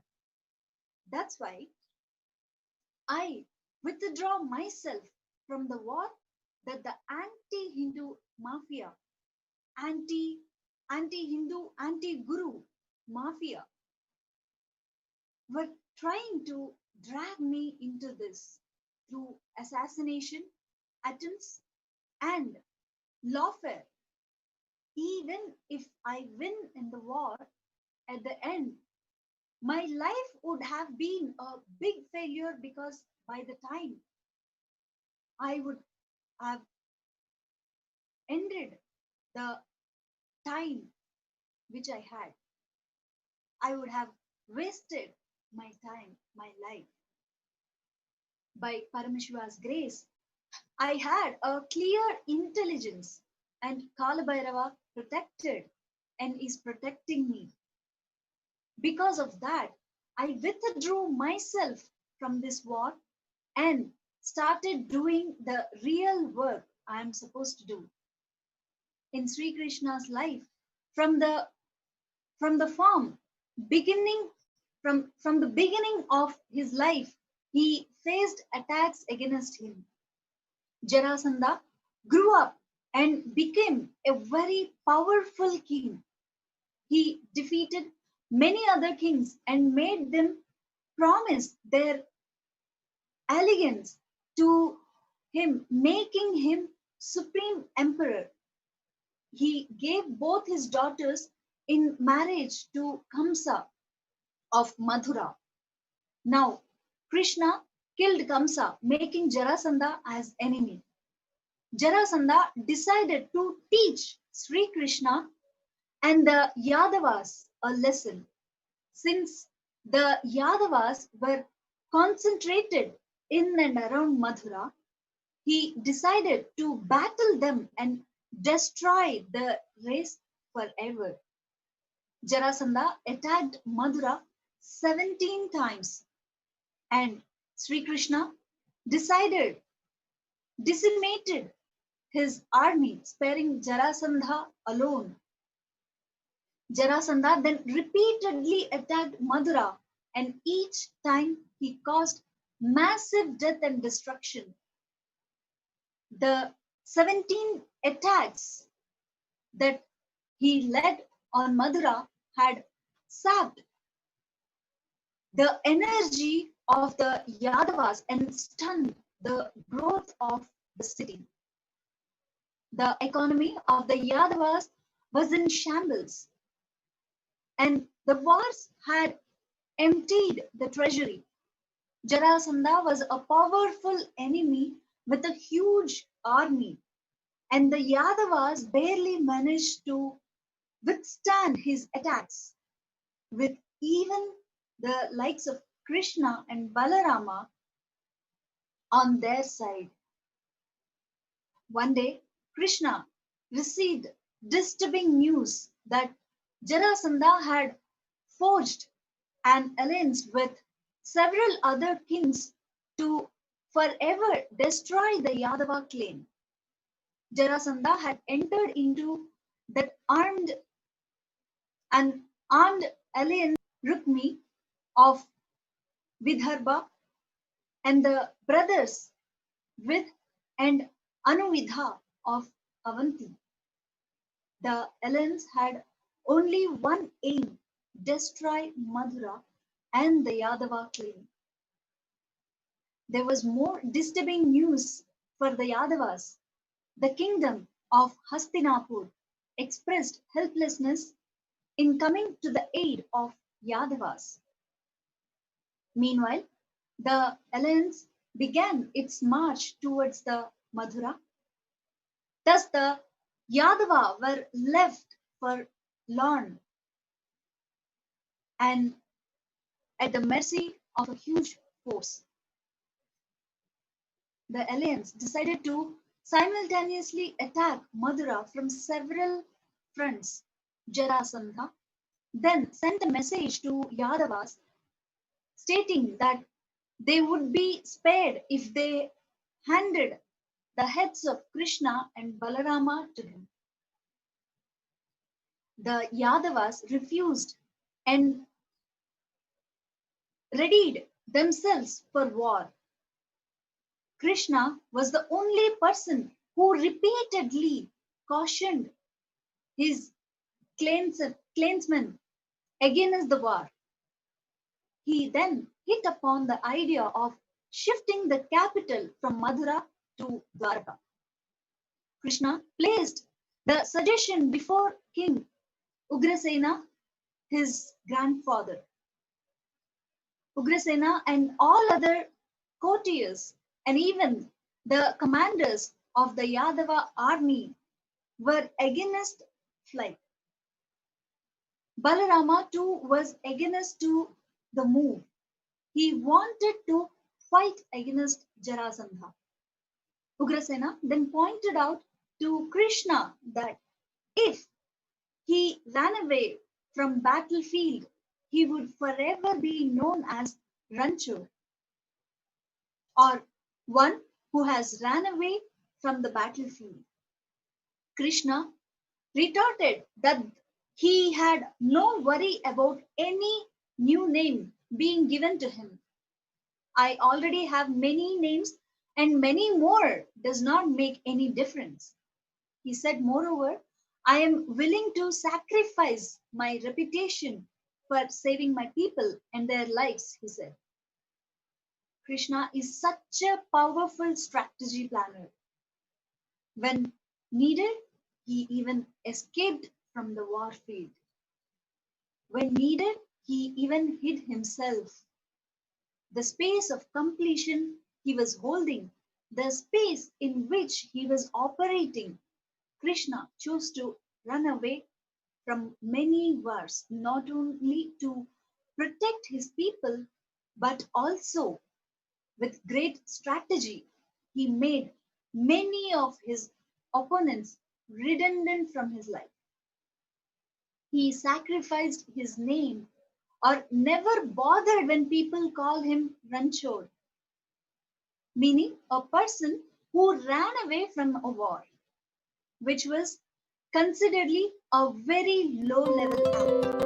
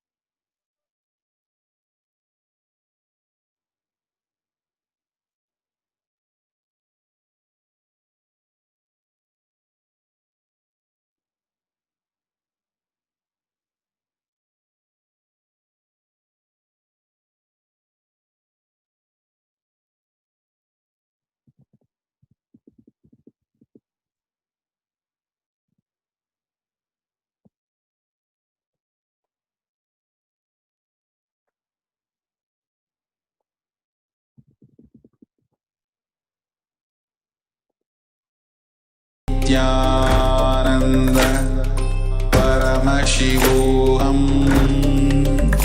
Om Nithyananda.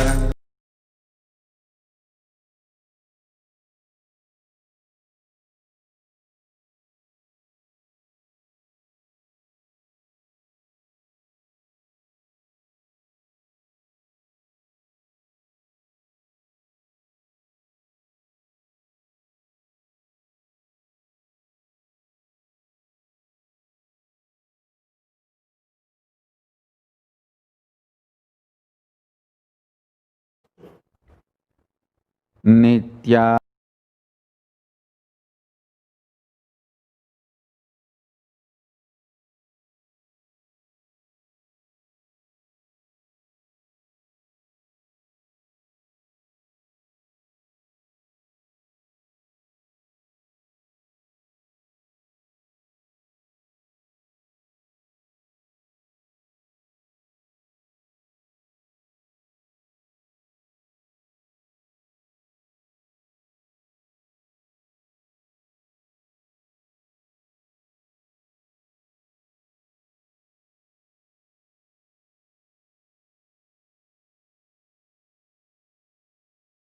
Nande.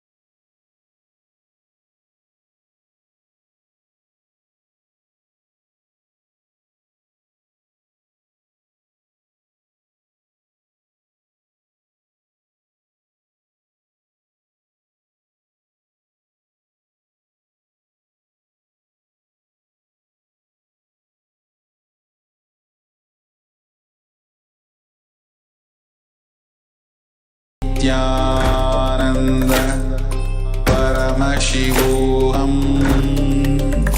Om Nithyananda Paramashivoham. Om Nithyananda Paramashivoham. Om Nithyananda Paramashivoham. Om Nithyananda Paramashivoham. Om Nithyananda Paramashivoham.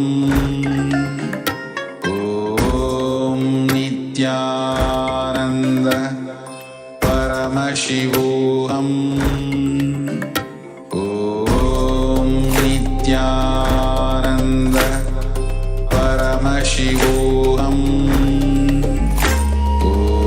Om Nithyananda Paramashivoham. Om Nithyananda Paramashivoham. Om Nithyananda Paramashivoham. Om Nithyananda Paramashivoham.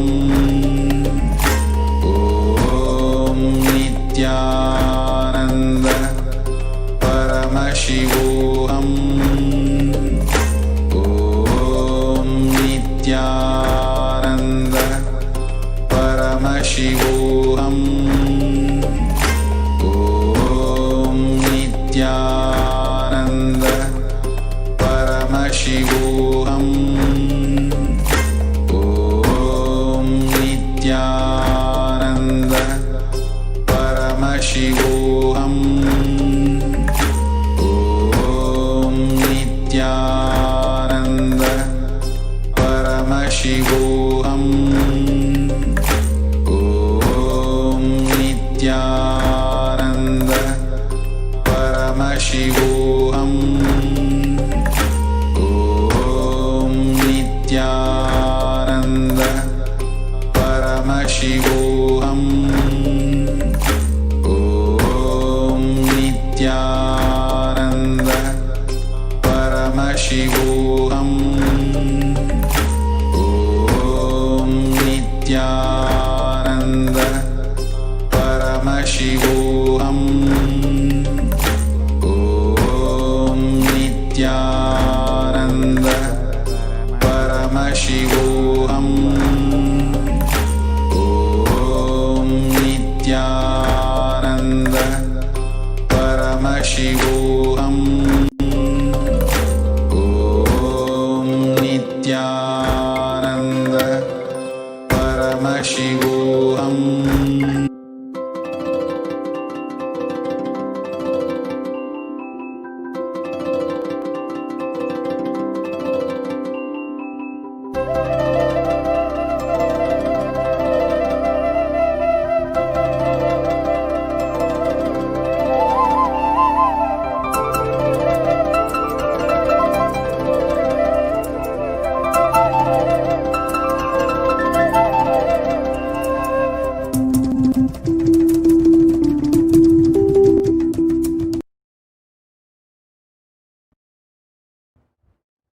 नित्यानन्देश्वरि पराशक्तिमध्यमाम् अस्मदाचार्यपर्यन्तां वन्दे गुरुपरम्पराम्.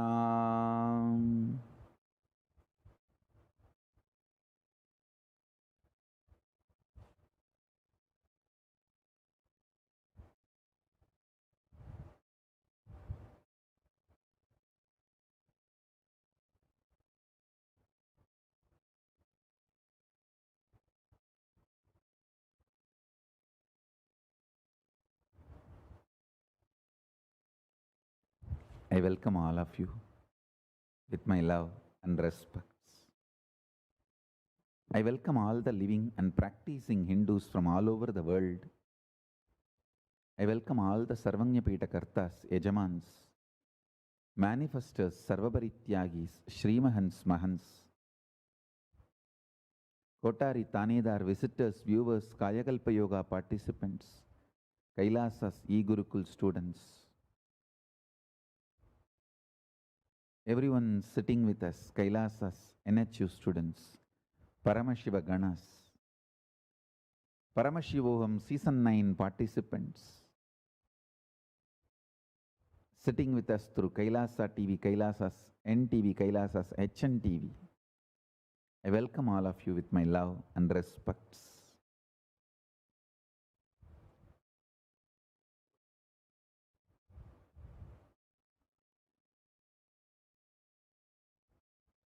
Already the Krishna Janmashtami has started.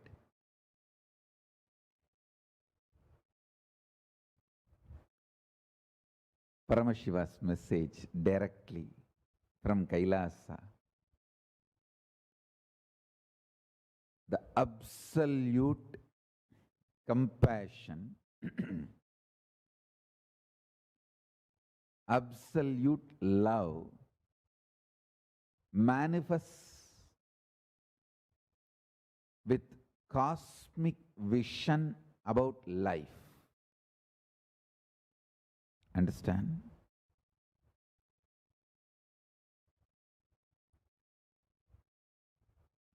Already Krishna Jayanti has started cosmically. Even though we will be celebrating it tomorrow,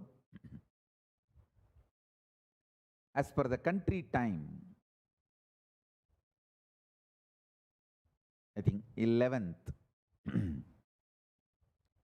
11th August in India, we will be celebrating. But cosmically, the mood has started.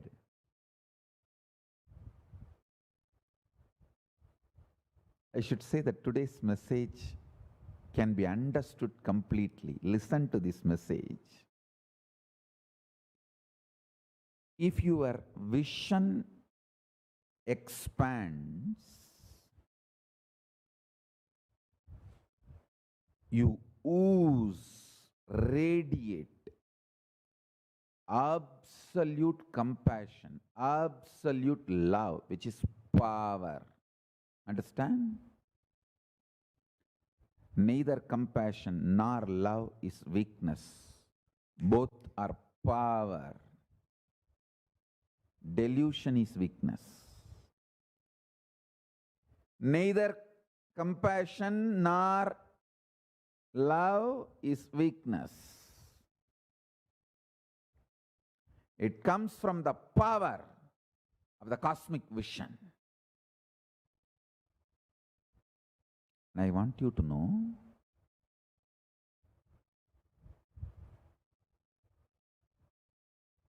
whenever you manifest powers, suddenly your being becomes matured. And it starts radiating more and more love and compassion. I have always seen very good power manifestors are absolute non-violent. They just feel everything related to violence is irrelevant. Hey, I am telling you,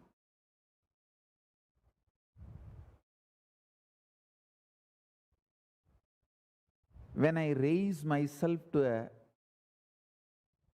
existence where my enemies can't attack me anymore, can't harm me anymore, they become irrelevant. They are no more enemies. Understand this. Ayo, keta vairunju enna avanangana theriyali. See, that is the way I live my life. I just make myself, my lifestyle, space, my mission, and myself absolutely unreachable for the enemies. Over. Then they become irrelevant to my existence. And they are no more enemies. When somebody is irrelevant to your existence, why will you even remember them as enemies? I tell you, really, the simple secret is expand your vision. That's all. Listen, I'll give you an example. Understand, everything in the world, in the universe is Nithya, eternal. All the good you do is eternal.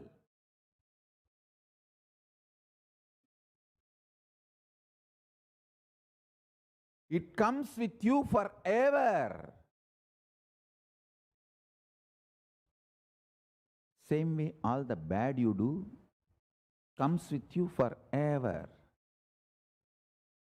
The secret to drop the sufferings from the bad is dropping that pattern. See, if you decide to drop that pattern due to which you do bad things, all the bad things you did in the past, all of them lose power over you, they just die. They just die. All the bad karma just disappears, gets burnt. The moment you burn the pattern, karma is also burnt. Same way, at one point in your life, you need to burn even good things. If you do dana of the good things, it gets burnt. If you sacrifice your punya, do dana, it gets burnt. Understand? In your life, you have to burn bad and good both. If you burn only bad and want to enjoy good, you can enjoy. That is also your freedom. Watch today's satsang 3-4 times, because I am going to reveal many of the cosmic vision, the reality of life. First thing, everything is Nithya, eternal. If you cherish enmity, anger, violence, do some actions because you have an upper hand, don't think you can escape from it. Be very clear, good and bad both are Nithya, eternal. You can get rid of bad. Bad can be burnt if you burn that pattern due to which you cause bad things. You can get rid of good when you want to get rid by simply doing dana of that good. Like how Karna gave all his punya to Krishna.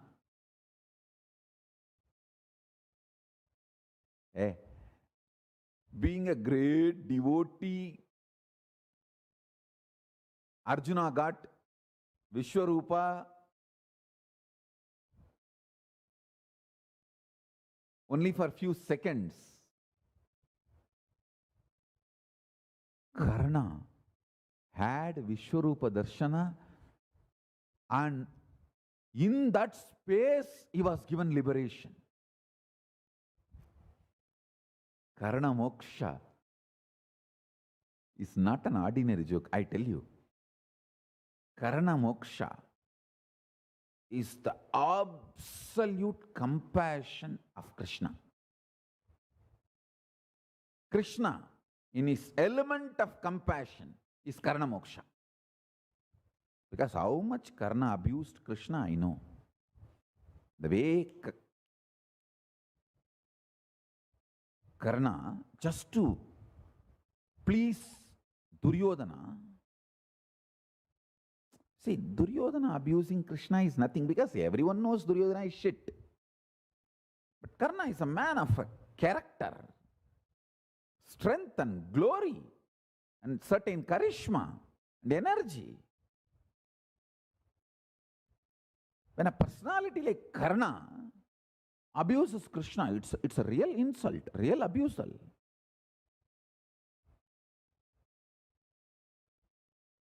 But Krishna using his personal quota, each incarnation has their own personal quota. They have a veto power to give liberation to any kind of persons, any kind of being.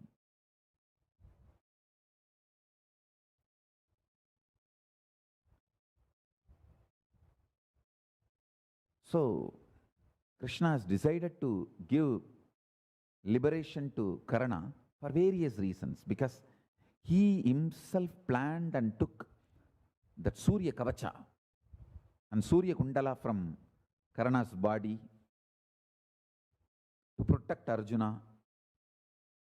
So he decided that, let me liberate, let me give at least moksha. One beautiful thing with Karna, he has done so much punya by dana. Hey, listen, I tell you, there are multiple levels, purposes about dana and dharma and charity in Hindu tradition. Maybe in some satsang I'll explain. Now I'll just give you a few lines. See, there are some kind of charities done to keep the concept and value of currency alive. See, If you make people feel currency is not reachable at all, it's very difficult to get it, currency will lose its value. Understand? If too much of currency is available, it will lose its value. Like you will have to carry $1 billion for your petrol bunk. There are some countries where $1 billion bills have come, $1 million bills have come, but no value. If too much is available, it will not have value. And same way, if it is too difficult to get it, it will not have value. To keep the greed of the common man on currency alive, but not to make too much available and to make him work towards that false idea of currency, the value of the currency is kept. For that, the actions done is called dharma. Listen, in yaga yajnas, large yagas, kings will do this charity. Whoever comes, they are given.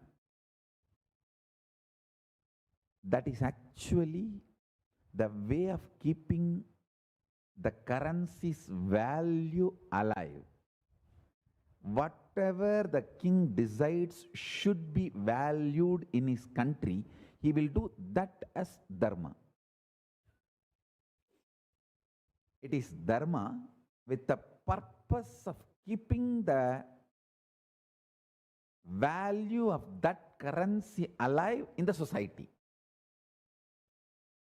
If that king feels pearls is the largest gem available in the country and he wants the value of the pearls to be really kept current, then he will do dana of pearls.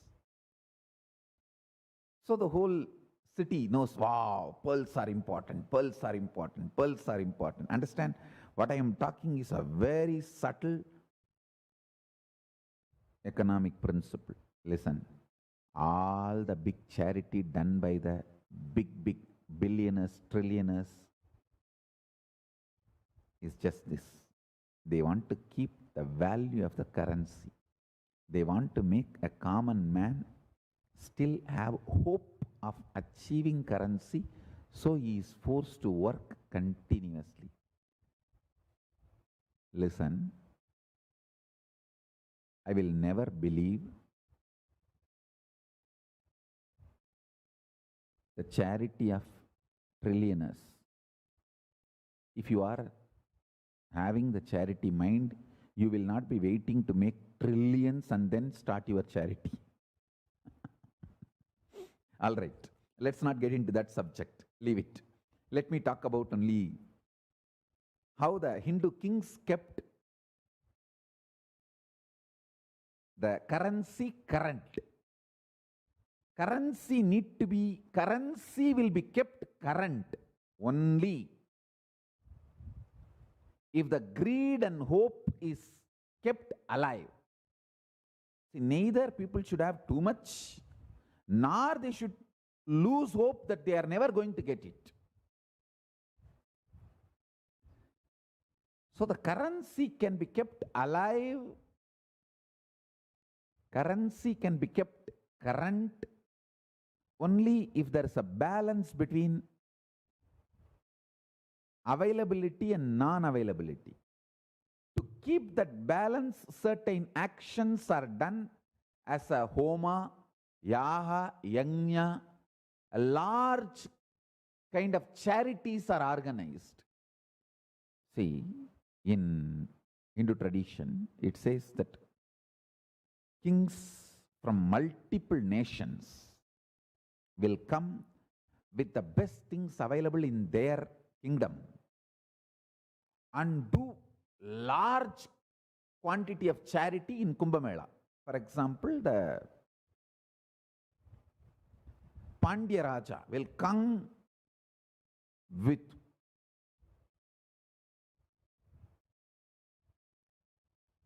like huge quantity of pearls on large elephants and do dana of that pearls in Kumbh Mela. Why? Doing good is one. Next, the concept of pearl, and pearl is precious, pearl is valuable, is promoted among the millions of people. Understand? Each nation brings their best. Through dana, they promote it, make it as current in common man's life.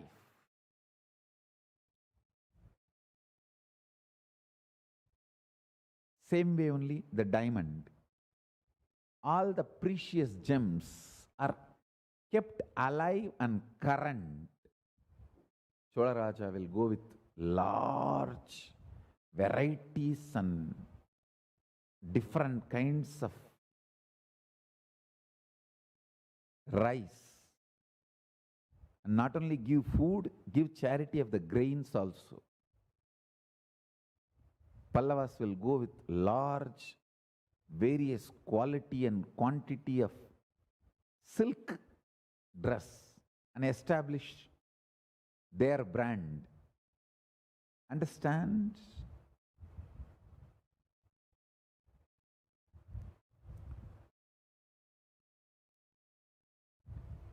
Any purpose associated with charity becomes dharma, not dana. No purpose associated socially, morally, in any sense, and no direct, indirect benefits are expected, a pure giving is dana. Karna has gained so much punya by the pure dana. Now, if he wants, he can live as Indra due to that punya.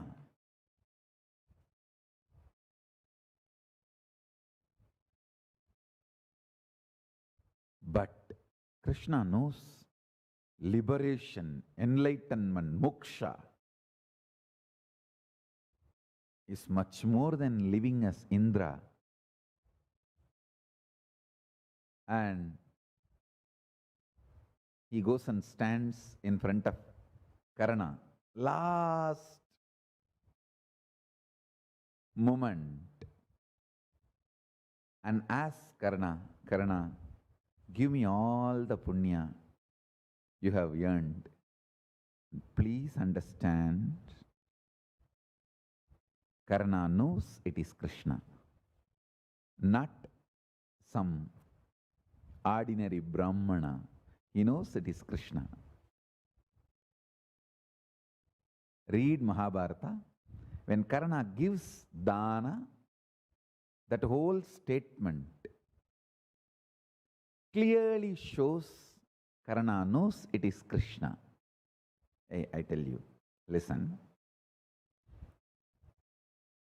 Anybody who knows Sanskrit and English both can make out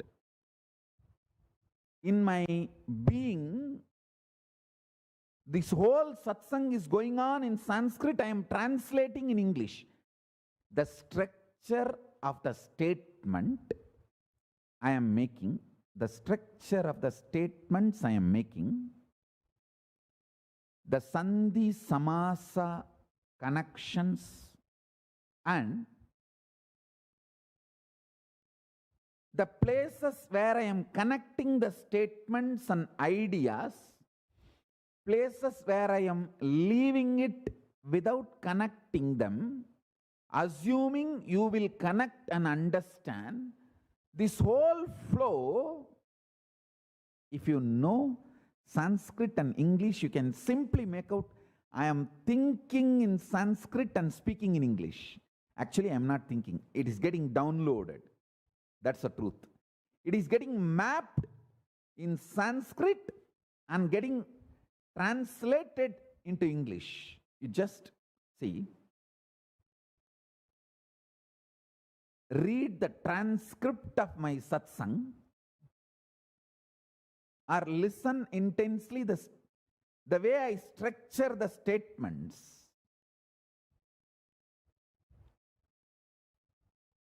How I put the verb, noun, how I connect them.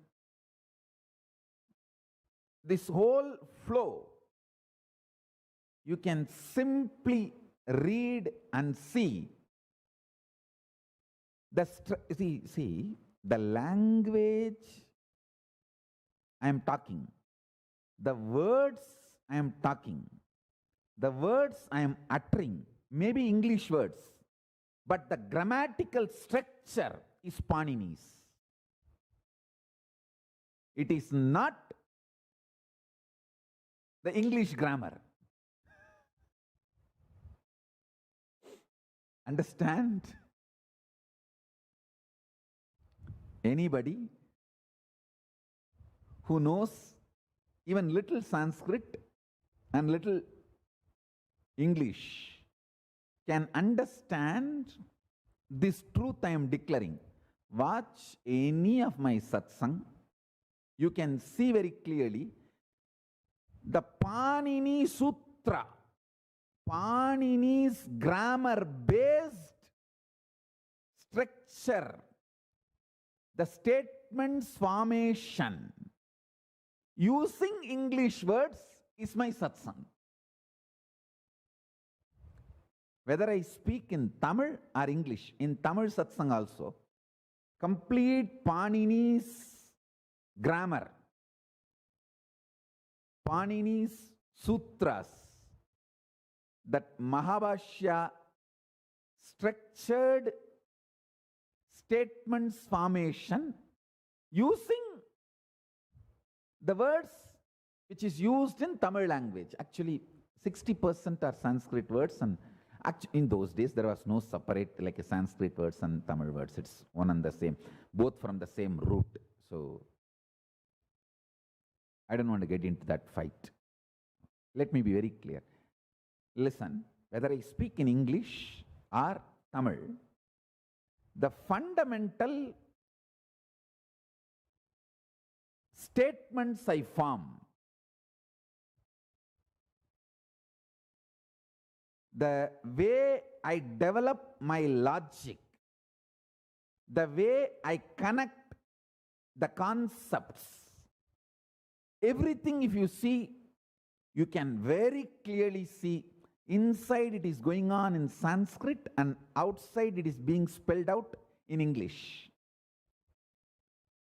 Any Sanskrit scholar, any person who knows Sanskrit and English can simply make out, I am speaking in the structure of Sanskrit grammar. Same way, if you read the original verses, simply you know, Krishna knows why he is doing what he is doing. Karna knows why he is doing what he is doing. And Karna knows very clearly it is to Krishna he is giving. I want you to internalize this one thing very deeply.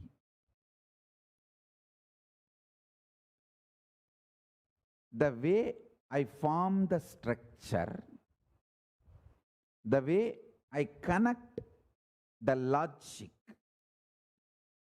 and sometimes leave it without connecting, expecting or assuming you will understand it as it is.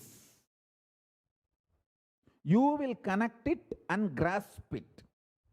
This whole flow is not Wren and Martin's flow. Wren and Martin is the grammar book we read in the schools. It is not the flow of Renan Martin, it's a flow of Panini.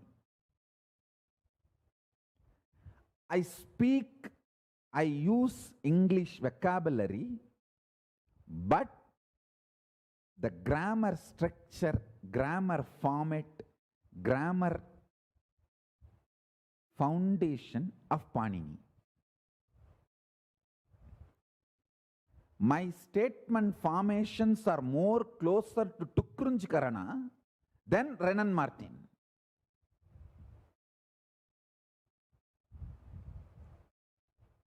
Understand? And I tell you, if you are listening to Satsang regularly, already your brain has started mastering the foundation of Sanskrit structure, Sanskrit grammar, and statement formation in Sanskrit. See, the way the nouns, verbs, other components of the statements connected, and the concept or the truth or the idea is conveyed, is very profound in Panini. So the structure I am manifesting is from Panini. Panini structure using English words.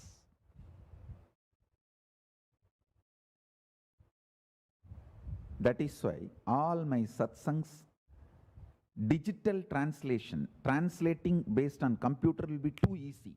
And the accuracy will be very, very, very high, because what computer does is my brain is doing. See, computer uses the foundation of the Sanskrit grammar and uses the vocabulary from various languages, because the foundation structure of the Sanskrit grammar is the most beautiful, strong, powerful infrastructure. See, think in Sanskrit, you will never fall into depression because your mind can't be broken. You need to know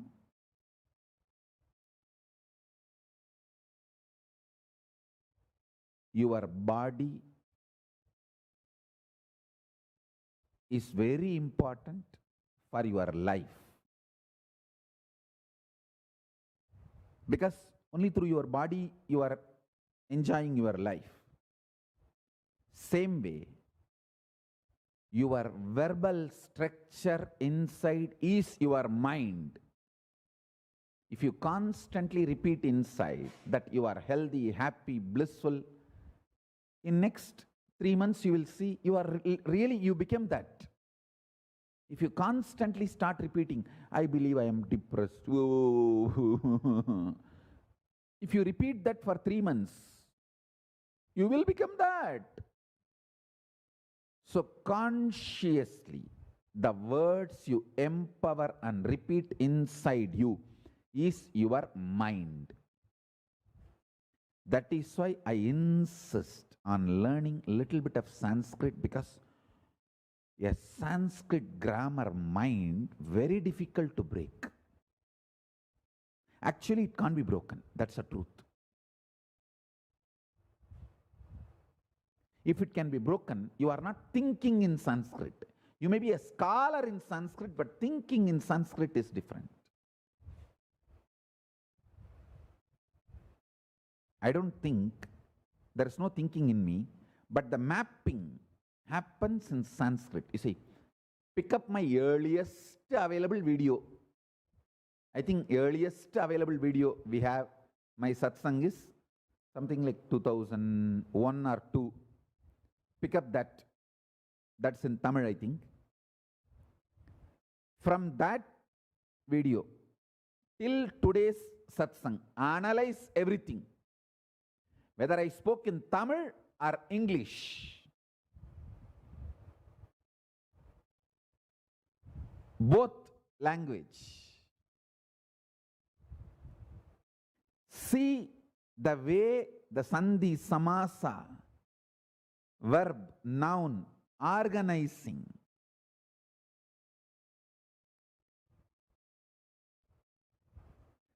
The way I repeat, insist, connect few things again and again, and the way I leave it unconnected or without connecting, without being bothered to connect it, some concepts, ideas, words, everything if you see, absolutely, it flows with Panini.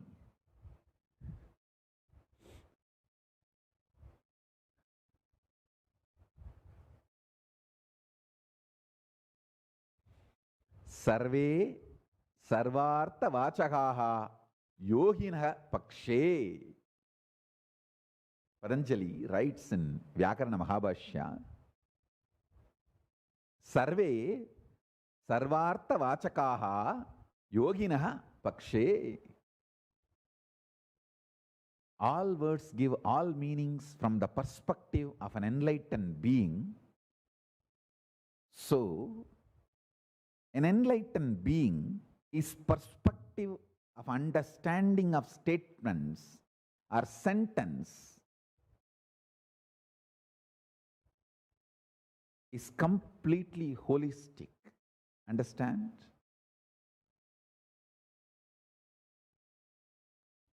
Maybe some of my disciples who know Sanskrit and English, you guys can do the analysis of the statement I am making. All the statements I form and present will be Sanskrit grammar based, structure based. That is why if you feed my English Satsang and translate it into Portuguese or French, the translation will be very accurate. Then anybody else's Sanskrit, take somebody else's English talks, feed them into computer and translate them digitally. The translation's authenticity, and feed my satsangs into computer and translate them digitally. The translation's authenticity, accuracy, mine will be too high.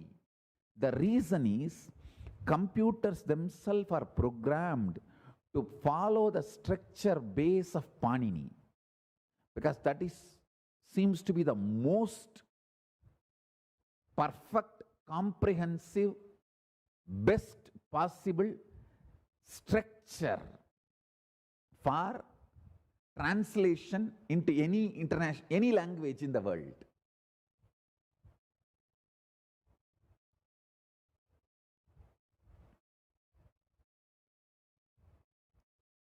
Patena varana vidyante varuneshu avayavanacha vakyat padanam atyantam pravivego nakaschana.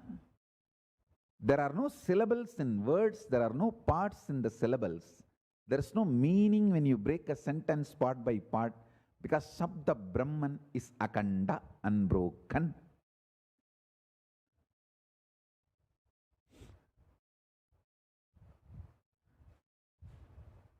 This is from Vyakarana Siddhanta, Vakyabadiyam. The one who is enlightened, one who has realized Sabda Brahman, for him all words mean everything, as he understands all sentences holistically and holistically. HOLISTICALLY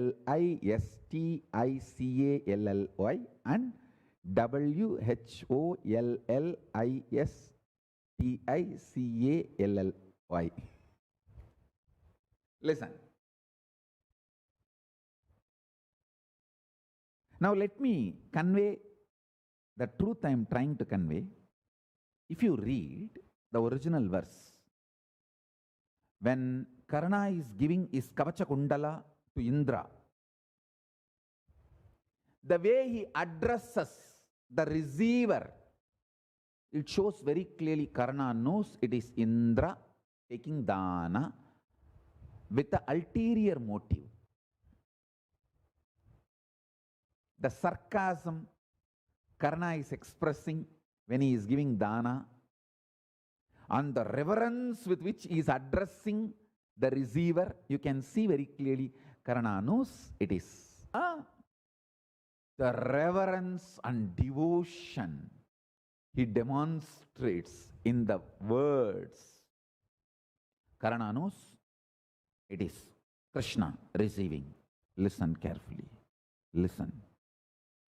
Both Indra also came as an old Brahmin. Krishna also goes as an old Brahmin, because an old Brahmin will never be denied.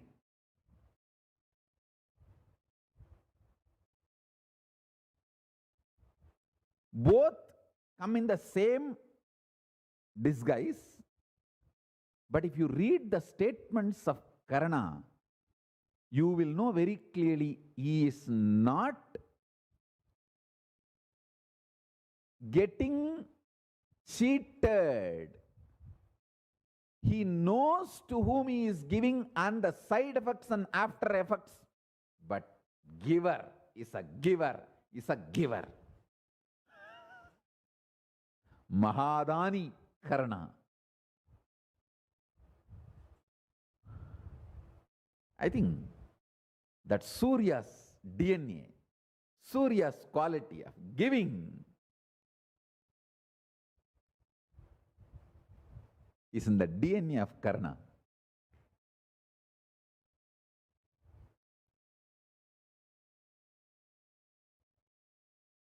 If you read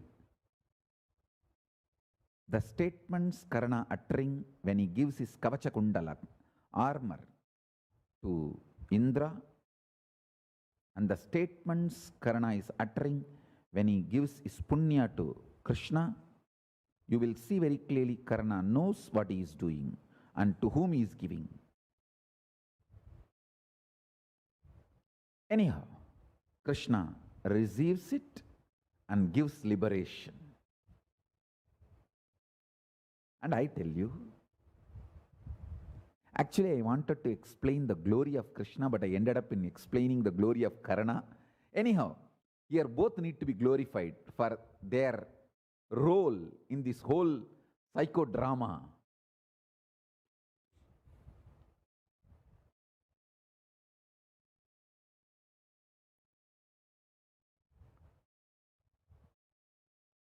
When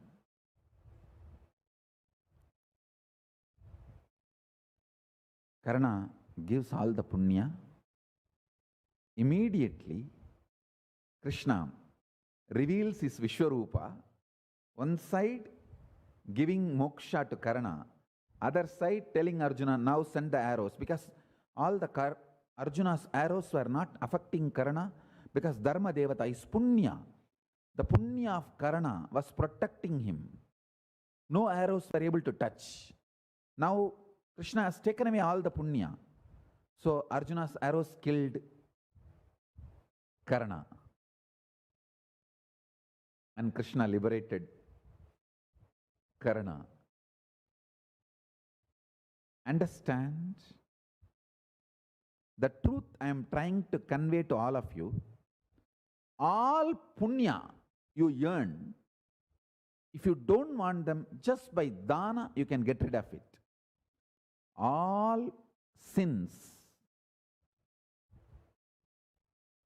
the sufferings, bad karma you earned, if you don't want them, just burn the pattern due to which you commit those karmas and sins, they will leave you. Understand the larger vision of life makes you deeply compassionate, deeply loving. I tell you,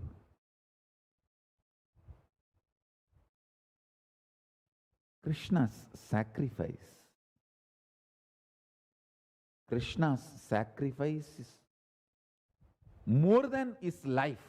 See, many people will sacrifice everything in their life to have a big, to be known as a great person in the history after their death. Even that is a big plan, to be known as a great leader or a great person, great being in the history. வரலாறு முக்கியம் அமைச்சரே. பல மங்குனி பாண்டியர்கள்.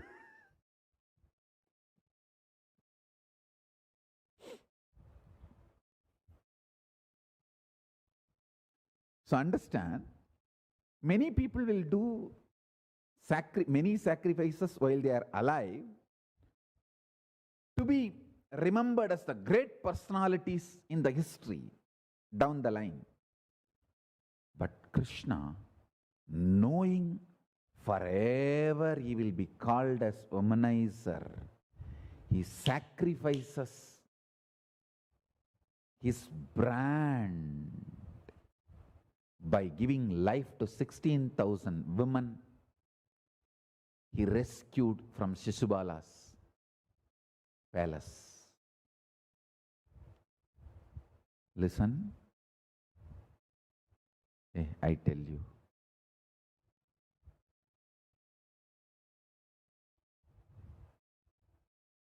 extreme power manifestation like Krishna will be absolutely established in celibacy.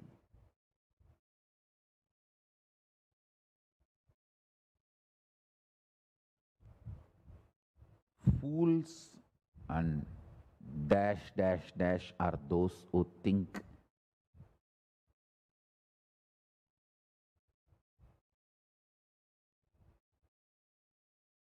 Krishna is womanizer, that is why he got that 16,000 women. Fool, fool, fool, fool. I can go on, utter this word any number of times.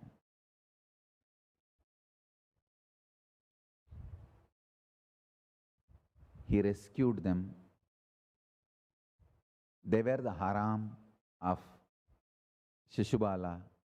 Naturally, in society, nobody was ready to marry them or give life for them. And Krishna cannot tell all 16,000 of them to commit suicide.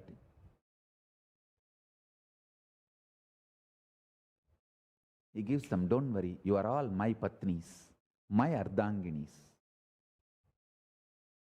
What a sacrifice. If this status was going to be gained, even I would have been allowed to be part of that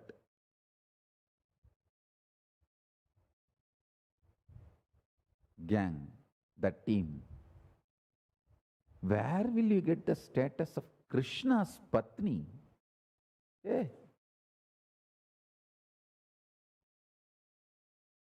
Krishna's ardhangini.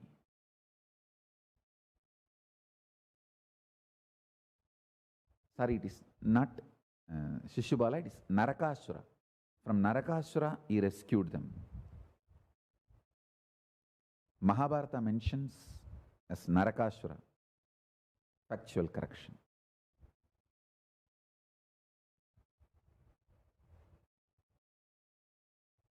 After killing Narakasura, he rescues those 16,000 girls, women. Please understand, in the history, if Krishna was known as a womanizer, his whole purpose, his advent itself may be affected. People may not follow his teachings. He took the risk, saying, the real people who are seekers, who need to be saved, who are interested in real enlightenment, moksha, will recognize what I am doing is sacrifice, not womanizing. He had the kind of the guts. What a sacrifice.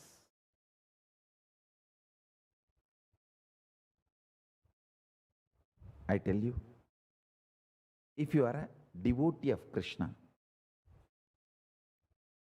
understanding the whole facts and the happenings in and around Krishna, you are liberated.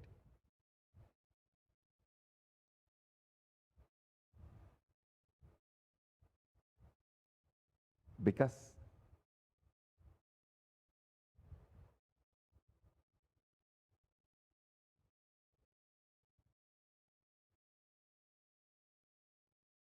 if you know how Krishna operated, why he did what he did, you will know exactly how your consciousness should operate.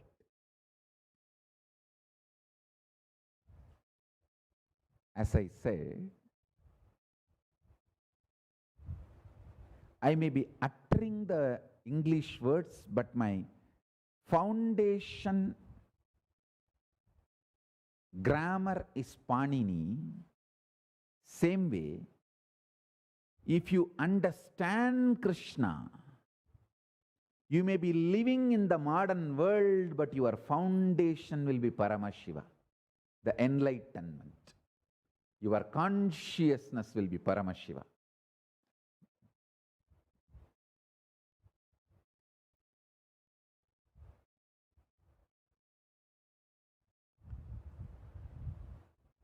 English words are not wrong. Renan Martin is wrong.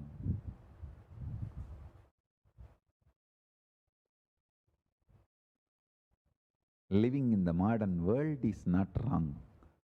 Being materialistic is wrong.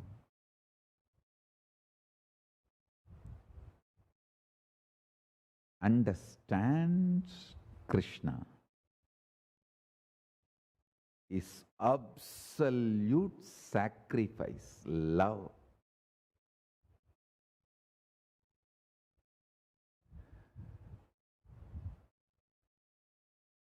Everything of Krishna. Krishna's life itself is dana, given to this world out of absolute compassion. Understand? The human beings have become so cranky just for their own birth greed to possess the things of this world. See, they have gone to the extreme. Either I possess or no one possesses. That is the devilish mentality, demonic mentality. And too many demons have evolved with too much of capabilities during that period. That is why Krishna has to create a controlled condition, Kurukshetra, and diffuse all the demonic weapons, demonic people's powers and capabilities. Like how they diffuse the nuclear infrastructure, the atomic infrastructures, the atom bomb infrastructures. Same way, Krishna created the controlled condition called Kurukshetra in his own very breathing space, and it dismantles all of them, diffuses all of them, and saves the whole Srishti.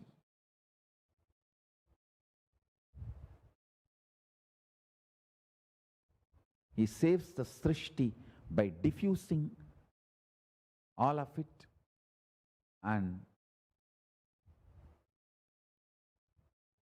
too many deluded, greedy people and their weapons and their powers, he removes all of it. He cleanses all of it and saves planet Earth. Conducting the Mahabharata war is one of the most beautiful, compassionate service Krishna has done. If Krishna has not conducted the Mahabharata war, today we will not be having the planet Earth where we can sit and talk to each other. If we are sitting and talking to each other, if we human beings are still on the planet Earth, worship Krishna. Just his sacrifice. Shraddadeyam Ashraddaya Adeyam Shriyadeyam Hiyadeyam Piyadeyam Samvidadeyam. Taittiriya Upanishad talks about dana. Translation is, dana should be given with shraddha, authenticity. It should never be given without authenticity. It should be given in plenty, with modesty, with humbleness, with compassion. All this definition simply goes to Krishna. He gave his whole life, his brand, everything about him. Still gets blamed. Still gets blamed as womanizer and warmongerer.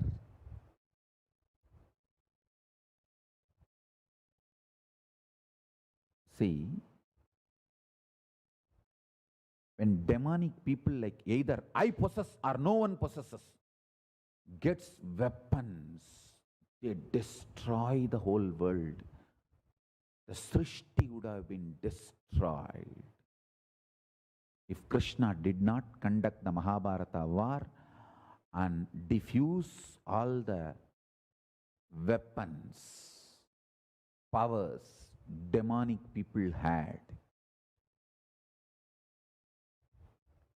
If we are still sitting in planet Earth, just worship Krishna. He is the founding father of the planet Earth we are sitting. If it did not happen, we will not be having the planet Earth now for us to sit and enjoy. Because some fool would have destroyed it with some Brahmastra or Narayanastra. The greatest achievement of Krishna is destroying all the weapons in one controlled condition and saving the planet Earth. When I was in the Mailapur Ramakrishna Math as a brahmachari, I'll never miss going to Parthasarathi temple, Kapalishwara temple and Parthasarathi temple. These two are my favorite. Every day I'll go and stand in front of Parthasarathi. When I see his beard and mustache while he was in Chennai, in Triplicane, because he could not shave the face, Bhishma Bana. That is why even now, the Parthasarathi, Tiruvallikeni Parthasarathi, if you see the Utsava Murthi's face, you can see all the Bhishma Bana.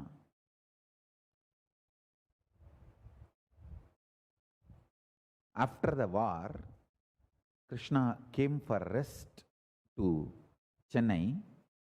On the ocean side, he rested to recover.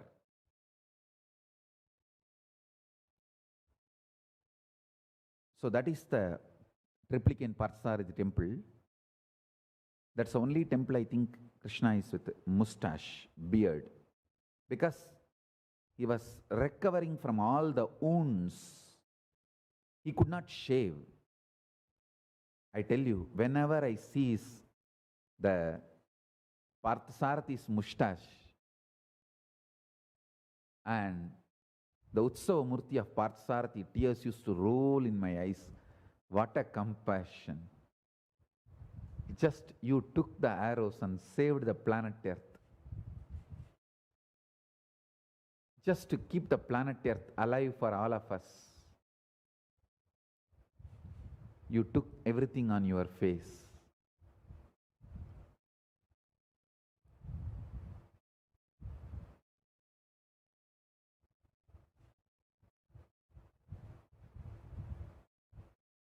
The absolute compassion.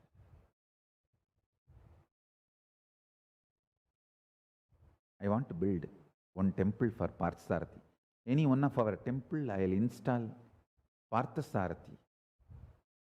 In the very form, he lives in Triplicane. maybe any one of our temple in the beach side, any one of our beachside property, I want to install Parthasarathi. The very farm he is grazing in Triplicane. Extreme compassion. You can see Parthasarathi with mustache. Because of the Bhishma Bana, arrows of the Bhishma,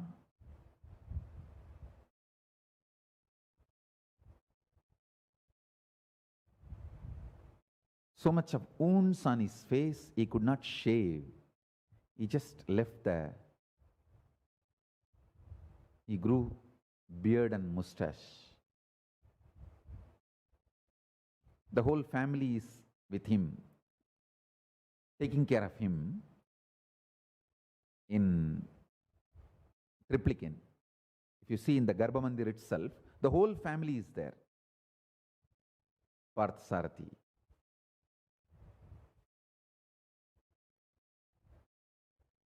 Parthasarathi is symbol of extreme compassion. Get the Utsavamurti photo and project.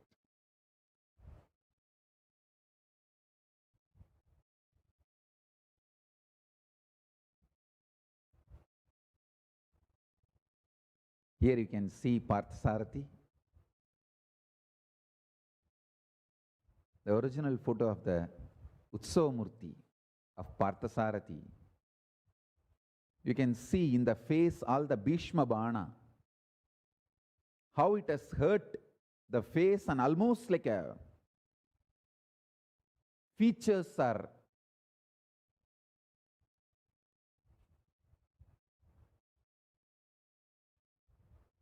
hurt.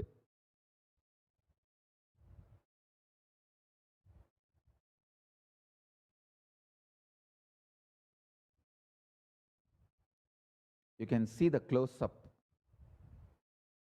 the Bhishma Banas, the arrows of Bhishma.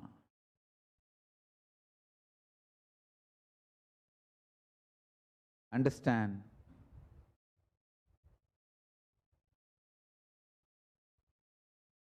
Whether the physical arrows of Bhishma, he took it on himself, or verbal abuse of Shishubala, nothing stopped his sacrifice. What a personality. Hey, you should teach Krishna to your kids, not other stupid warriors. Krishna is the hero. I think next few days I'm going to sing the truth of Krishna, reality of Krishna, not glory. Nobody can glorify Krishna. How can you glorify the glory itself? திருவண்ணாமலைக்கு தீபம் போடுவியாடா? திருநெல்வேலிக்கு halwa கொடுப்பியாடா?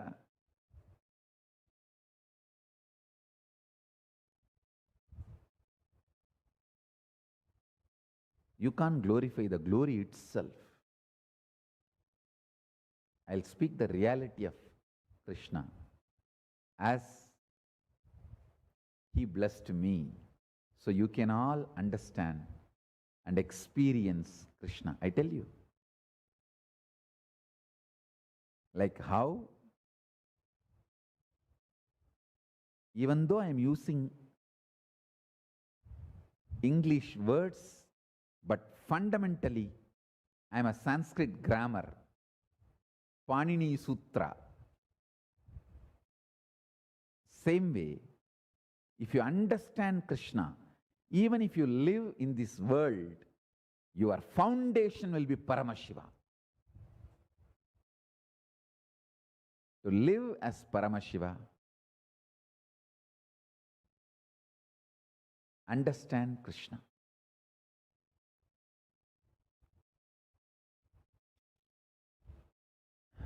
Krishna manifested the state of Paramashiva, space of Paramashiva, powers of Paramashiva, being of Paramashiva, super consciousness of Paramashiva, Kailasa of Paramashiva, absolutely to its ultimate.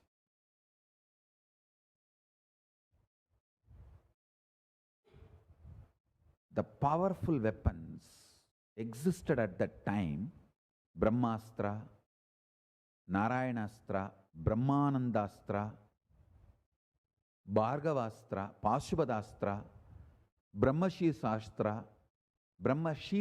Astra, each one of them are independently capable of destroying the earth.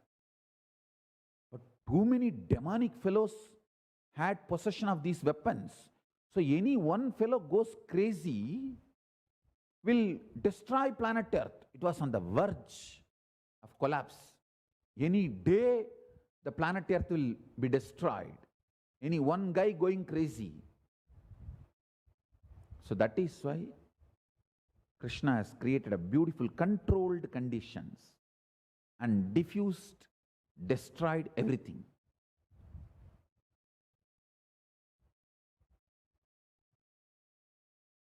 With one Drona getting killed, the reproduction industry of Brahmastra is finished, over. Like that, he finished all of them and diffused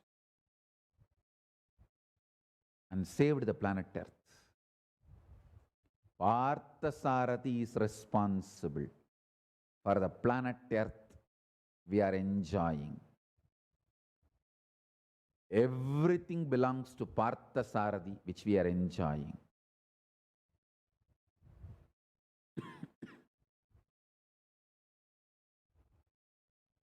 Krishna is absolute incarnation of Narayana, who comes down to save the planet Earth, because maintenance is Narayana's responsibility. Paramashiva's maintenance phase, from that Narayana emerges, and Narayana's responsibility is maintaining the planet Earth, sustenance. So Krishna manifests and does the job of protecting sustenance. How much Krishna has to go through? The extreme Tyaga. It's not that end of the war. He is going to be coronated. No, somebody else is going to be coronated. He goes back to his Dwarika. Only gets blamed as a warmonger. Gets cursed by Gandhari, even to lose his Yadukula.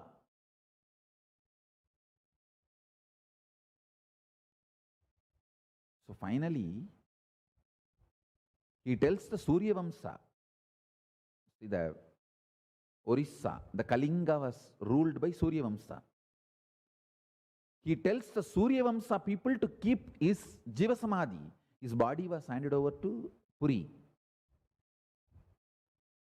Actually, is the form which he used, he, Balarama and Subhadra, all that their physical body is in Jagannath temple.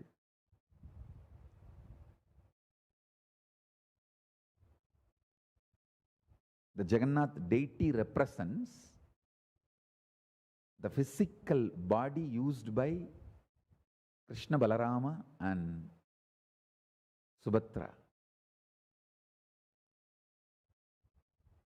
I'll reveal more things about it later.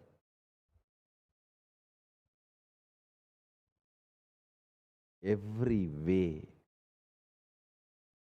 the Krishna sacrifice.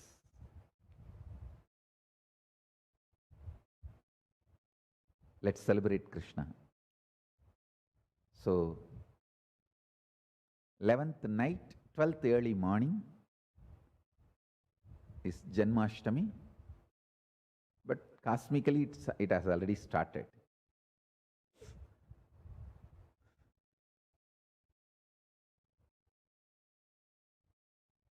So,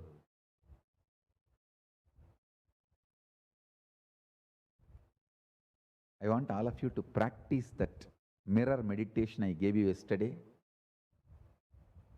If you just sit in front of the mirror, keep the Atmalinga, put Jnananjana on your third eye and your reflection's third eye.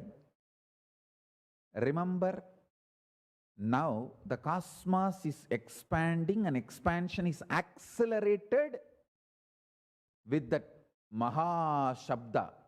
Sheva, Sheva, Sheva. You will reach the same frequency and you will see cosmos in the mirror, not just the body you are carrying. Then this Maha Shabda Siddhi happens to you. You can manifest powers, whatever you want with this meditation process.